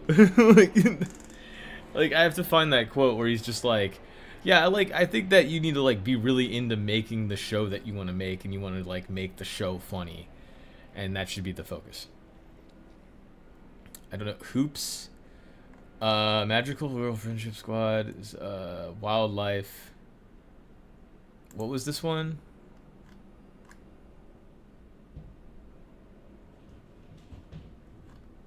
This is an Australian thing. Sci-Fi Channel. Blood of Zeus. This is just like fantasy stuff. Liberator. The Great North. I don't know. But it's also like, dude, these are created by, and like. I don't know. I'm not gonna Devil Make Hair. That's a Titmouse one? What the hell? Pacific Rim had a show? Dude, everything got a show now. Every fucking thing's got a show. Invincible, people really like that. I don't even know. I'm not a superhero person, so I don't really get into that. MODOK too. I don't fucking Housebroken. What is this? It's about a dog. As a poodle. And a corgi. It's about dogs. This is written by a woman. Gabrielle Allen. Gabrielle, I think, Jennifer, and yeah, it's written by women. Yep, of course. Okay, great. Yep. The Prince. This looks awful. This looks like it's worse than what I just watched. What if? I don't know. Q Force. What was Q Force? Gabe Liederman. Gabe Leidman. Leidman. I don't know. Michael Schur, Sean Hayes.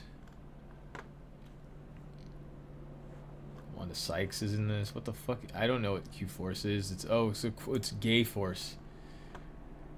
Teenage Euthanasia. What is this? Is it a joke on euthanasia? Oh, it was announced the series renewal for second season preview to shows April Fool's. The second season premiered on. Okay. What's the point of that? Euthanasia fantasy. Euthanasia fantasy.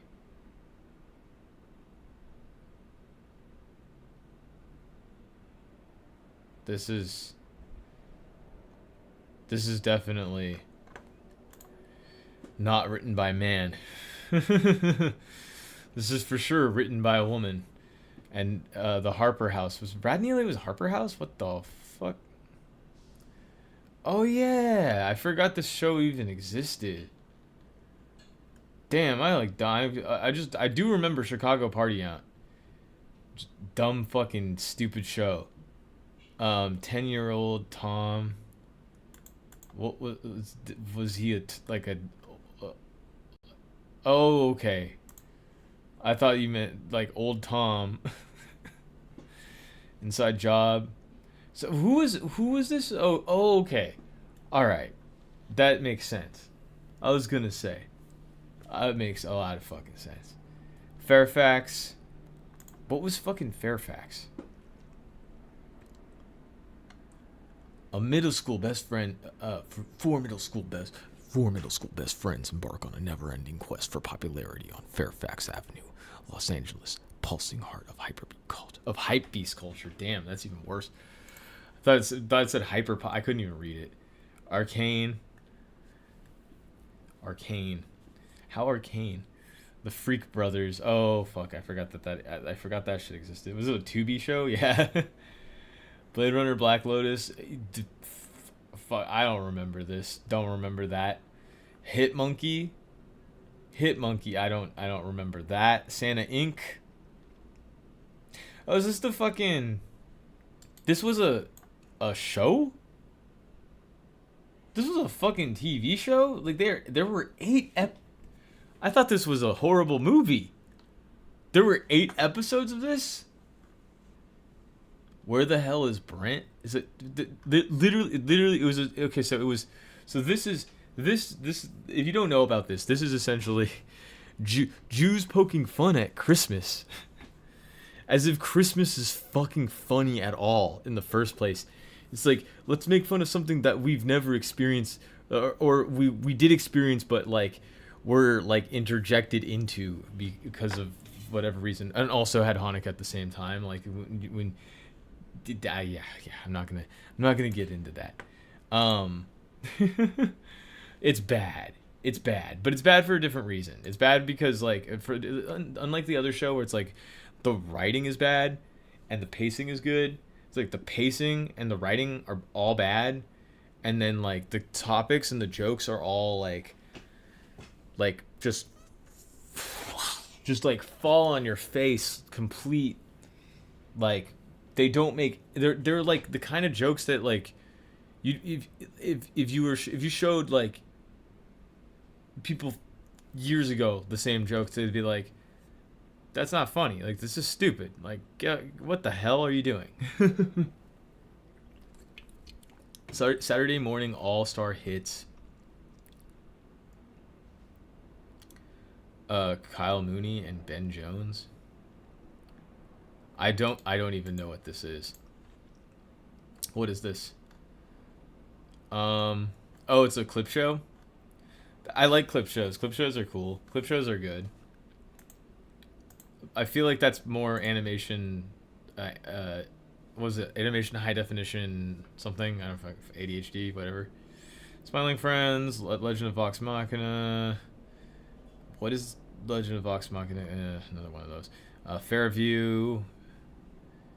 Fairview was different than Fairfax. Set in a world populated by anthropomorphic nesting dolls.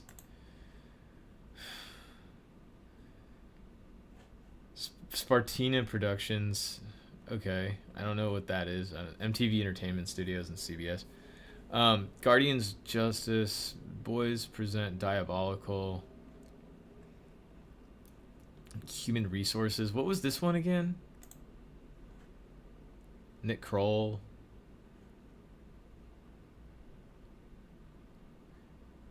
What the Logic Rock that represents logic within. What the fuck was this show again? Oh, Big Mouth. Big Mouth. Yeah, okay, got it. All right. Farzar. What was Farzar? Farzar is this apparently. Who did this? Brickleberry. And Yucko the Clown. Okay. Fuck. Little Demon. This is a newer one. Oh, August 25th, 2016. Okay. Disney Plus and Hulu. Okay, it's on Disney Plus. Why does this look like Go Animate? Dude, why do they look like Go Animate? That looks really like Go Animate. Like, that right there looks like you made that in Go Animate. Like, what the hell? Pantheon.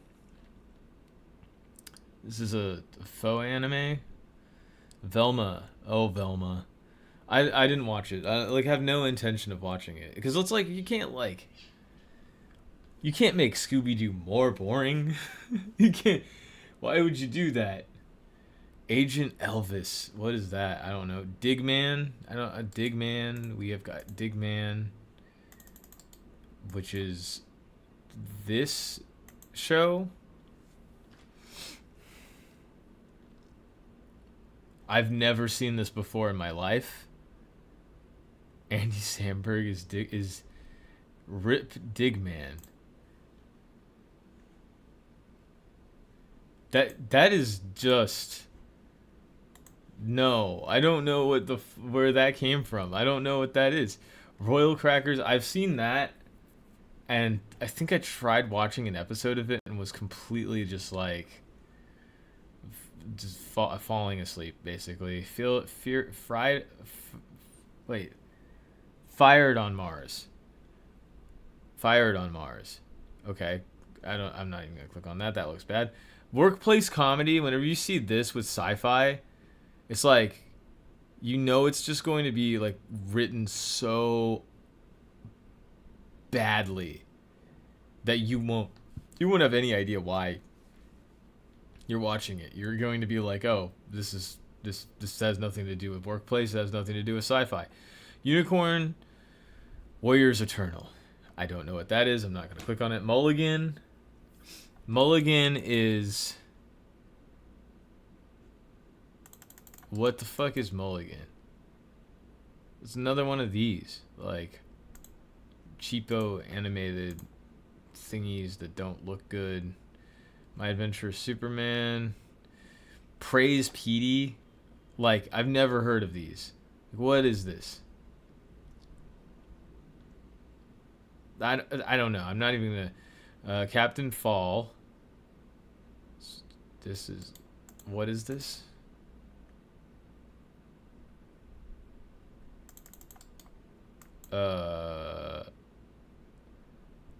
Oh. Another one of those. Strange Planet. What is this? Strange Planet. I'm like, dude, I didn't even know these. This is the thing. I didn't even know these existed. What is this? They're all Mesops? What the fuck? This is like. Dan Harmon? Oh, no. It's bad. It's bad. This one doesn't even have a Wikipedia entry. It's on Max. It doesn't even have a Wikipedia entry. Hell yeah. Crapopolis. This is a Fox one. Dude, what on earth? They are just making them worse and worse. I have actually seen this trailer for that. I accidentally watched a trailer for that and was like, they let a poo fetishist make a show. That's great. This stupid fucking industry is so obsessed with trying to get people into their dumb fetishes. Castlevania Nocturne, Scavengers Ring. I'm getting tired of this now. Blue Eye Samurai. What is Blue Eye Samurai? It's like the white guy was like, yeah, it's probably cool if like the samurai was. It would be cool if the samurai was a white guy. Yeah, no. Scott Pilgrim takes off. Carol and the End of the World. What was this one again? It was like. This is another Netflix one.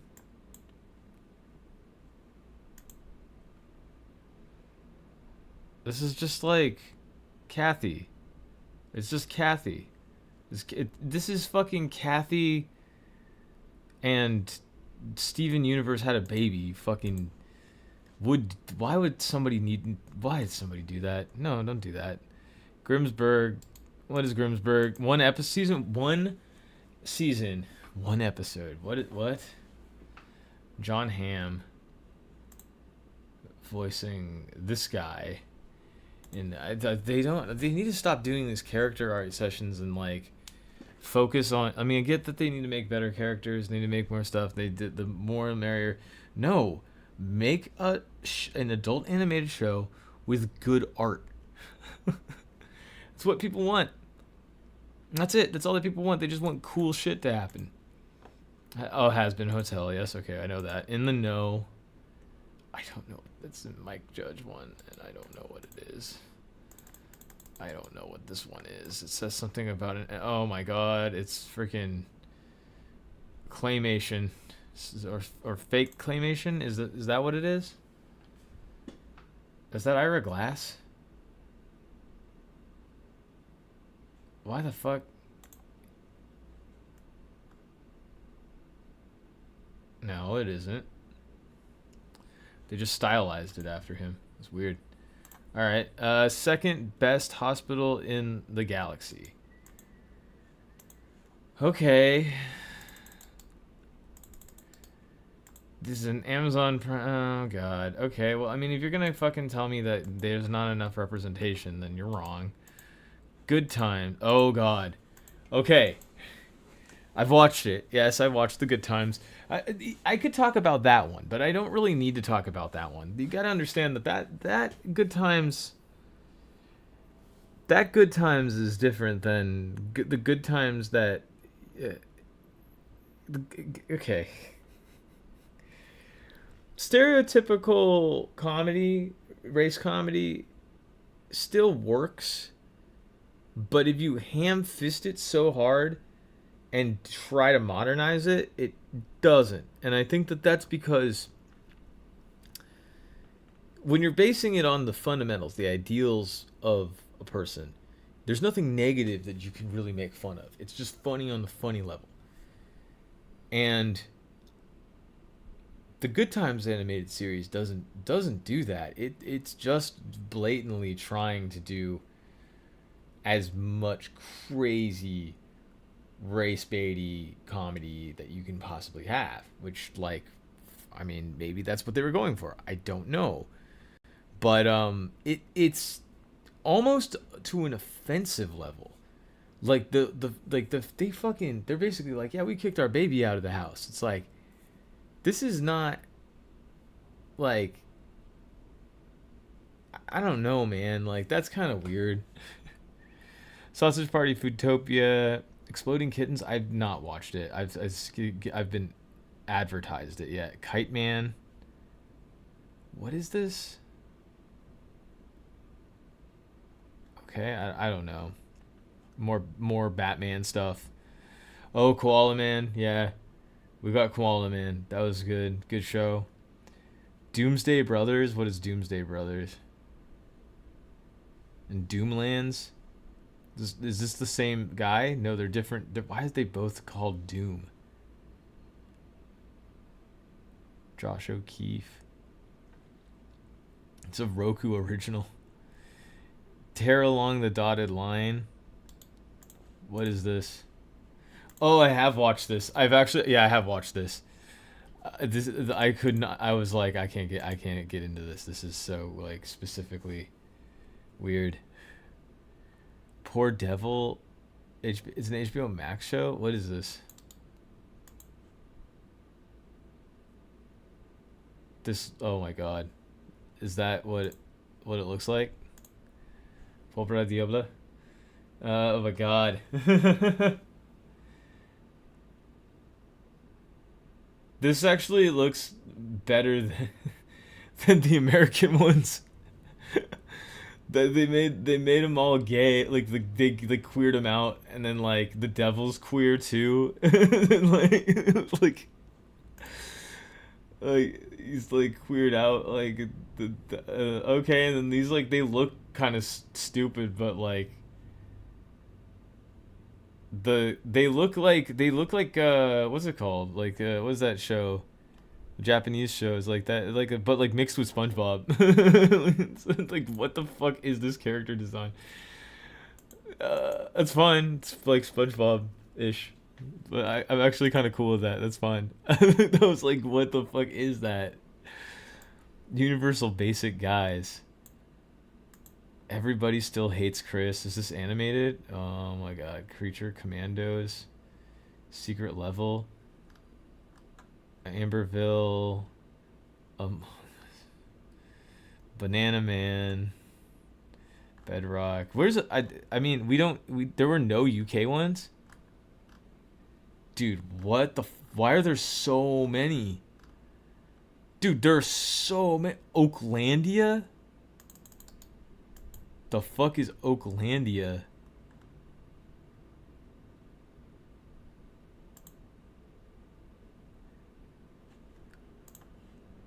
Snoop Dogg, Vince Vaughn. What the fuck? Dude, what the fuck is this? Sutton, Oakland. This related anime. Okay. Strange phenomenon. Sometimes big culture. Big Mouth animator. It's a Big Mouth animator setting a show in Oakland. That's fucked up.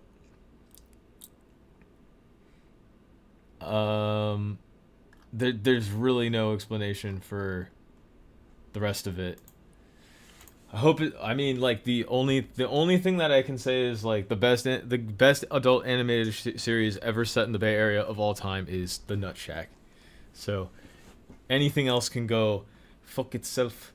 Yeah, no, really. Like The Nut Shack is good. The Nut Shack is funny. Like if you've ever hung out around Filipino people, it's actually funny.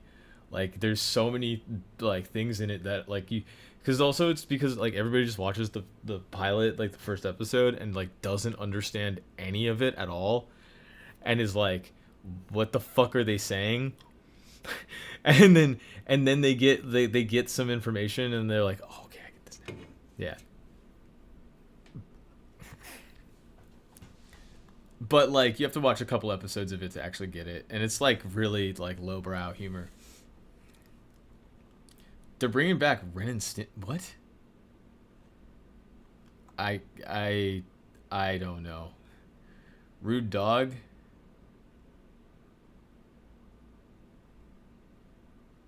They're bringing back Rude Dog. There's too many. I can't even like. Super Mutant Magic. I mean, like that just sounds bad, man. Like I don't, like they don't Zoopito.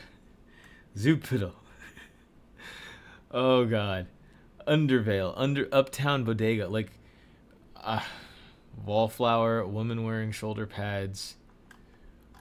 I don't know. I mean, like the ones that are actually announced and have creators and everything, like, so, like, that's fine. James Gunn is making a show. It's like,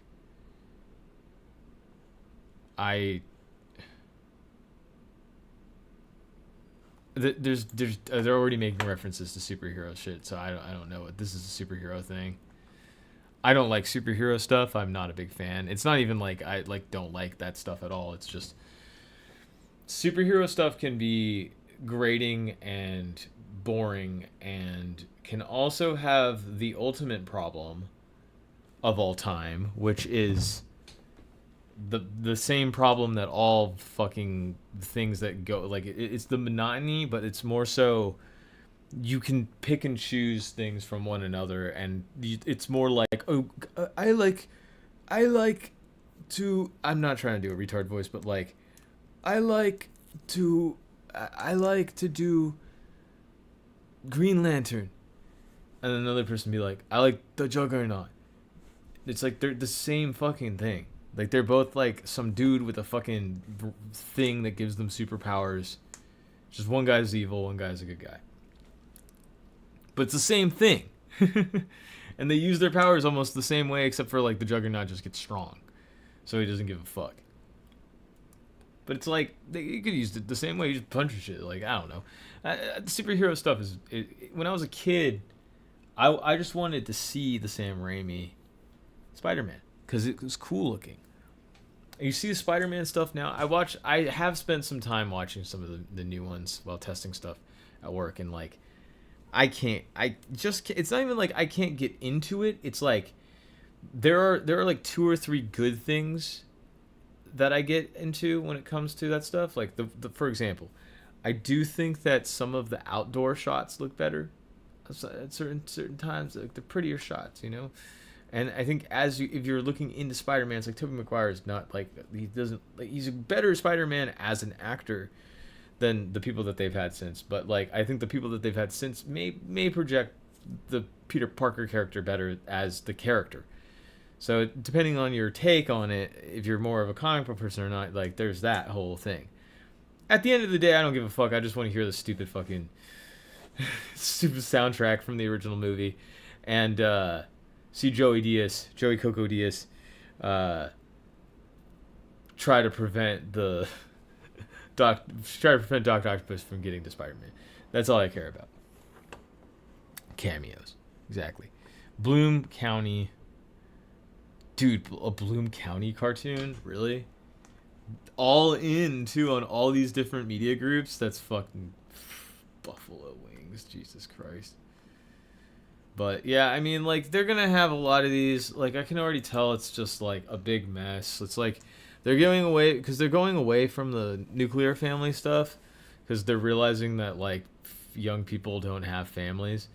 So they're like, oh fuck, what do we do? And like, of course, for the character drama stuff, you just take from old things. Like, go find an old comic book series and make a new show. That's easy. Like the build from experience stuff, as I said before, is almost a kids show thing. It's like trying to write a Cartoon Network show and not trying to write an Adult Swim show. Because if you're trying to write an Adult Swim show, the comedy would be way different than that. If I was writing that for Adult Swim, I would change, like, for example, like there's, they're talking to each other on the phone and going through the whole thing. I wouldn't actually have her talking on the phone. I would have her walking without talking on the phone at all, completely not, actually no, like, is it like she's trying to get through or some shit and thinking in her head? I don't remember, but it's like it should just be completely silent. And she walks in and then sees the homeless guy, and he's like actually in front of the door, and she's just like, fuck, what do I do? Shit. And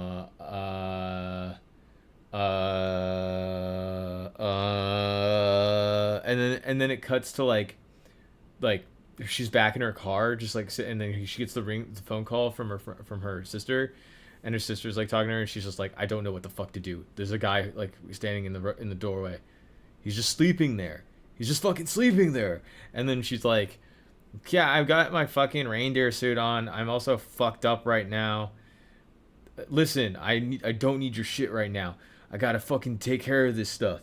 And then she gets out and finally like yells at the guy, and the guy's just like, all right, whatever, and moves out of the way, and then goes upstairs. And then like she realizes she doesn't know how to pay for the thing, so she like sticks her card in the wrong slot, and then it's just like she's trying to jam it into the slot and it's not going in, and there's like a crowd of people surrounding her and she's just hell of embarrassed and doesn't know what to do and just like runs back to her car and drives away, and at the end gets like a phone call and it's from her boss. Look, I just wrote the show for you. Like this is like, I guess that's because like I'm looking at it from the cringe comedies perspective. Like if you want to make it cringe comedy, you have to have all of these things kind of develop and make it look like, okay, well, this character is an idiot, they're stupid, she doesn't know what she's doing, and she's not going to admit it, and so she's going to just drive home and then not feel anything about it. And then her sister's an idiot too, but she's actually just retarded. Like drunk and retarded. Like that could be the way to go. I don't know. I just feel like you want to make a pilot for a show, you need more than 2 characters, unless those 2 characters are spy versus spy. There's not enough to fucking validate making an entire show about 2 depressed people. So I don't get it. If you want to do the adult animated thing, I think you gotta, right now the big key is there seems to be a hype around an animator's capability to stay relevant within style. The guy that I think is the most interesting is Mike Karf. Yeah, the Bridge Kids is probably the most.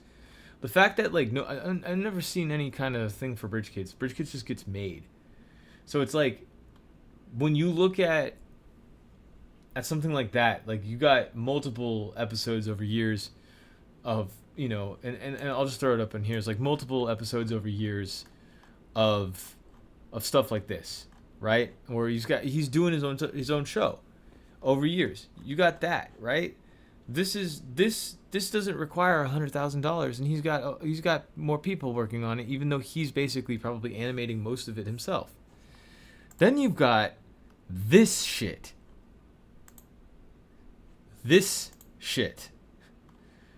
So I'm just pointing this out there. Look at the length of time in these videos. 33 minutes. Yes, I know. Don't just go skip over that. Skip over that. Don't ignore that. 19. Just a little bit. Look at the length of time on those Tamers 1, 2, 3, 4, 5 videos. That guy doesn't need $100,000 to do that shit, and he just does it. Like, and it's appreciated. You don't have fans, right? Like that's until you have something that's available that you can promote. These people like Tamers, right? Like they base it off of this fandom thing that already exists. You know, you base it off that. Like you remember this thing from when we were kids. I hope you like this character with a big fat ass. Like it's that craziness that needs to come out to make it absurd and funny. But like the writing style isn't actually the whole thing. Like when you start dissecting it, you can dissect it any which way you want. I can dissect all the Tamer stuff left and right, of course. But it doesn't really matter that much because at the end of the day, he's pumping out content. He's made entire movies. Asking for $100,000 for 10 minutes of content so that you can make a 3-part docu-series about the experience is where the money would go to. It's like that obviously that you're just going. It's going to go to that and like your funds for living expenses. This is silly. Like this is silly. Like and all in the name of not being able to do it because of what? Because of what? Like you can't get your vision of these 2 white girls that barely do anything out. That's your vision. That's your fucking vision. That's your vision. Is to we need to make sure that no white guys are involved. No Jewish white guys are involved, so that the vision can be seen. Like, as if like the shows that I just showed don't exist. We need to normalize women as if half the shows I've just shown don't exist. They're not getting extra seasons. Like, this is the fucking craziest shit. And then you got shit like Smiling Friends that is like not even that much better in some senses. But the reason why that show works is because you're taking essentially already written content that's been riffed and beloved by people in certain cases. And you're taking that and you're adding stylistic choices to it. That's not hard these days. You don't need to do everything in a flat surface world. You don't need to do like you can branch out and you can do all sorts of different things. Why would you need $75,000 for an animation budget for 10 minutes? That's $7,500 a minute. Per minute. $7,500 per minute. $7,500 per minute of animation.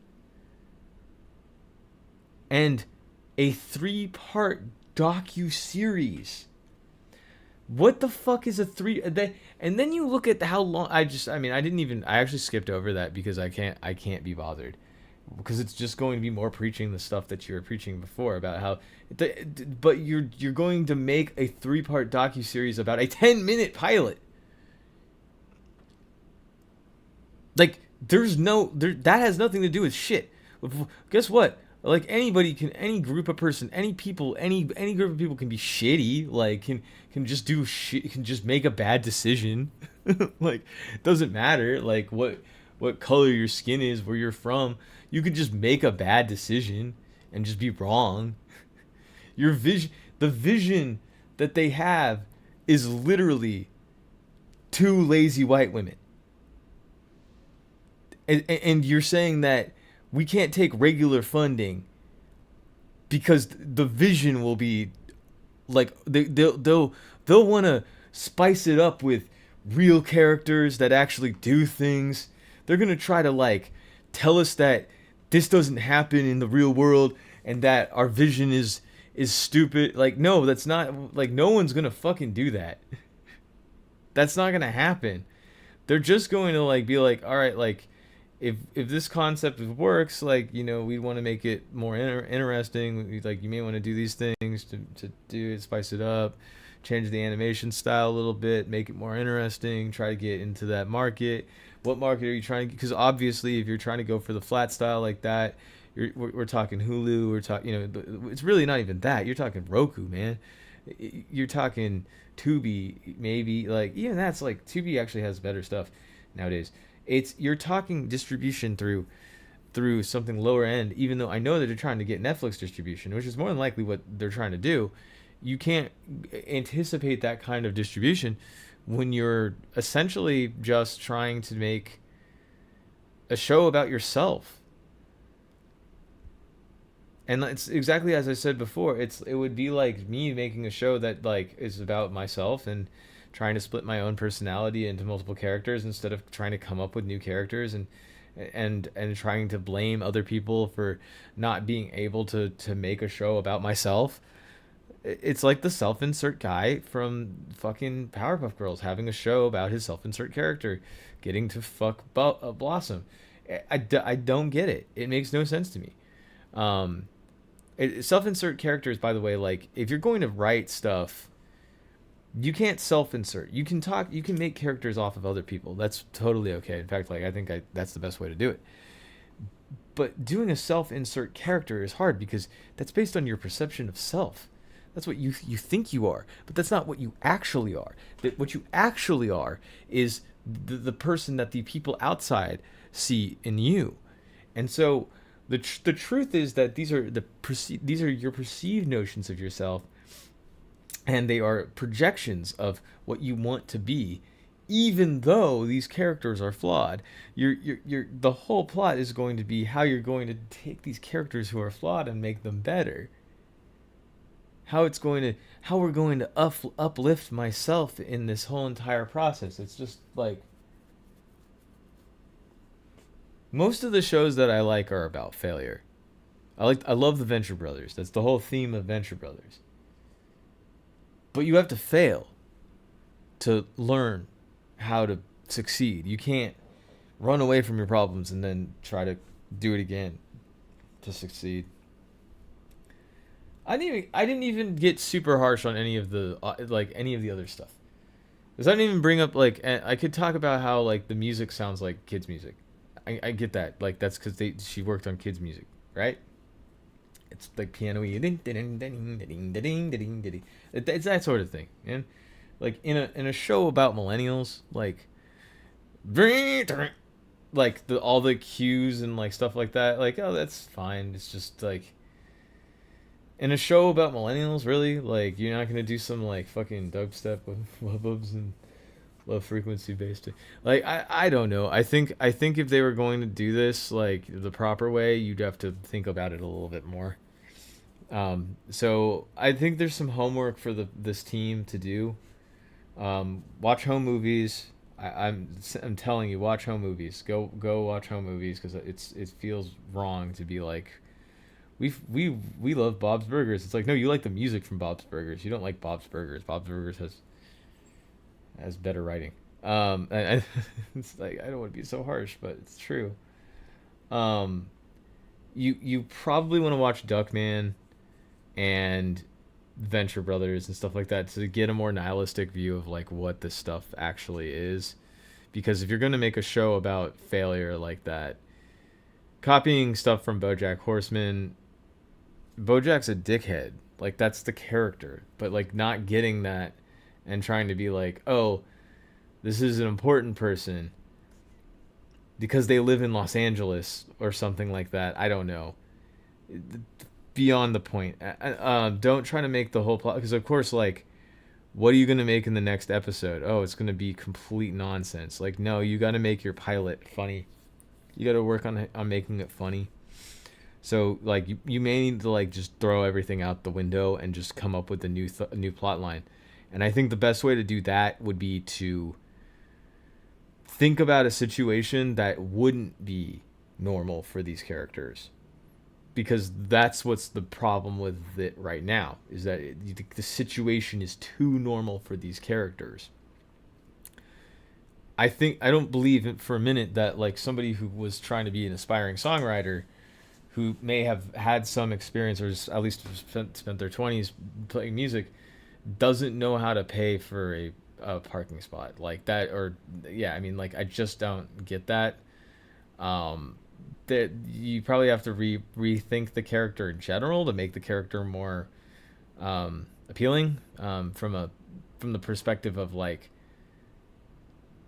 everybody that's not like yourself, because it's appealing to you because you relate to it, but it's not appealing to everybody else because they can't relate to it, and they're just confused why the character is just freaking out. Just oh, it's just anxiety, but who cares? Like, there's no tension and release. There's just a tension, and then nothing happens. So that's a big problem. The animation team probably just needs to focus on making it stylistically diverse and different than like you guys want to make diverse stuff. You got to make stuff diverse. You got to have your own style. You got to make stuff not look like everything else. You got to start making things look unique and interesting. You got to reject the establishment and actually start making things that look like they'd be culturally interesting to people, to where they remember it and they don't get it confused with like Inside Job and like that other show or that other show or that other show. Remember that other show? That other show that we watched. We don't remember. Oh, it was on Roku? It was on Tubi? Was it on Hulu? Was it on Fubu? Was it on Hibi? Was it on GD? Like they don't know. They're not gonna know. They're just gonna release that thing. They're gonna be like, hey, remember that show with the two stupid girls? Yeah, that was weird. What was that about? You know? Which, and no one's gonna get the whole like racial diversity thing in the background that you throw in there with your company. No one's gonna get that because the show is about two nervous white girls without racism. Two nervous white girls from Canada without racism. Like no, really, like if they just need to like okay, I'm gonna get in trouble for this, but they need to rewrite the thing where it's instead of a homeless person. You know where I'm going with it. Because let's be real, come on, let's be real. I mean, like, and people would be like gonna like hate you for that, but it's like that's the true reality of like the situation, like. And like of course it's a pointless, the whole fun, the reason why it's funny is because it's pointless, it's stupid. It's like it's funny because like of course like it would be funny if she's like not doing it, and then just like some complete like just fucking skinhead fool goes, hey, what's up, bro? And then goes into the building, just like doesn't give a shit and just like walks by her and like just goes past. It's just it's like fucked up, man. Like, but like that's like dark humor. It's not even dark humor. It's just like that's cultural humor. Like you're making a show about millennials and millennials like coming to grips with reality, and you're trying to put stuff about how like the boss forgot your name, which is like a gag in so many other things that I like don't understand how you could be like. I like how I'll take away with this. I gotta get going. One last thing. For a show that's about normalizing women, why did they make a joke about the boss not getting the girl's name right? That's like literally like it's just straight up a misogynistic joke. Like but it's like not, it's written as it is. Like it's written like that. That's written like that, right? It's like, well, he's getting better at it. Like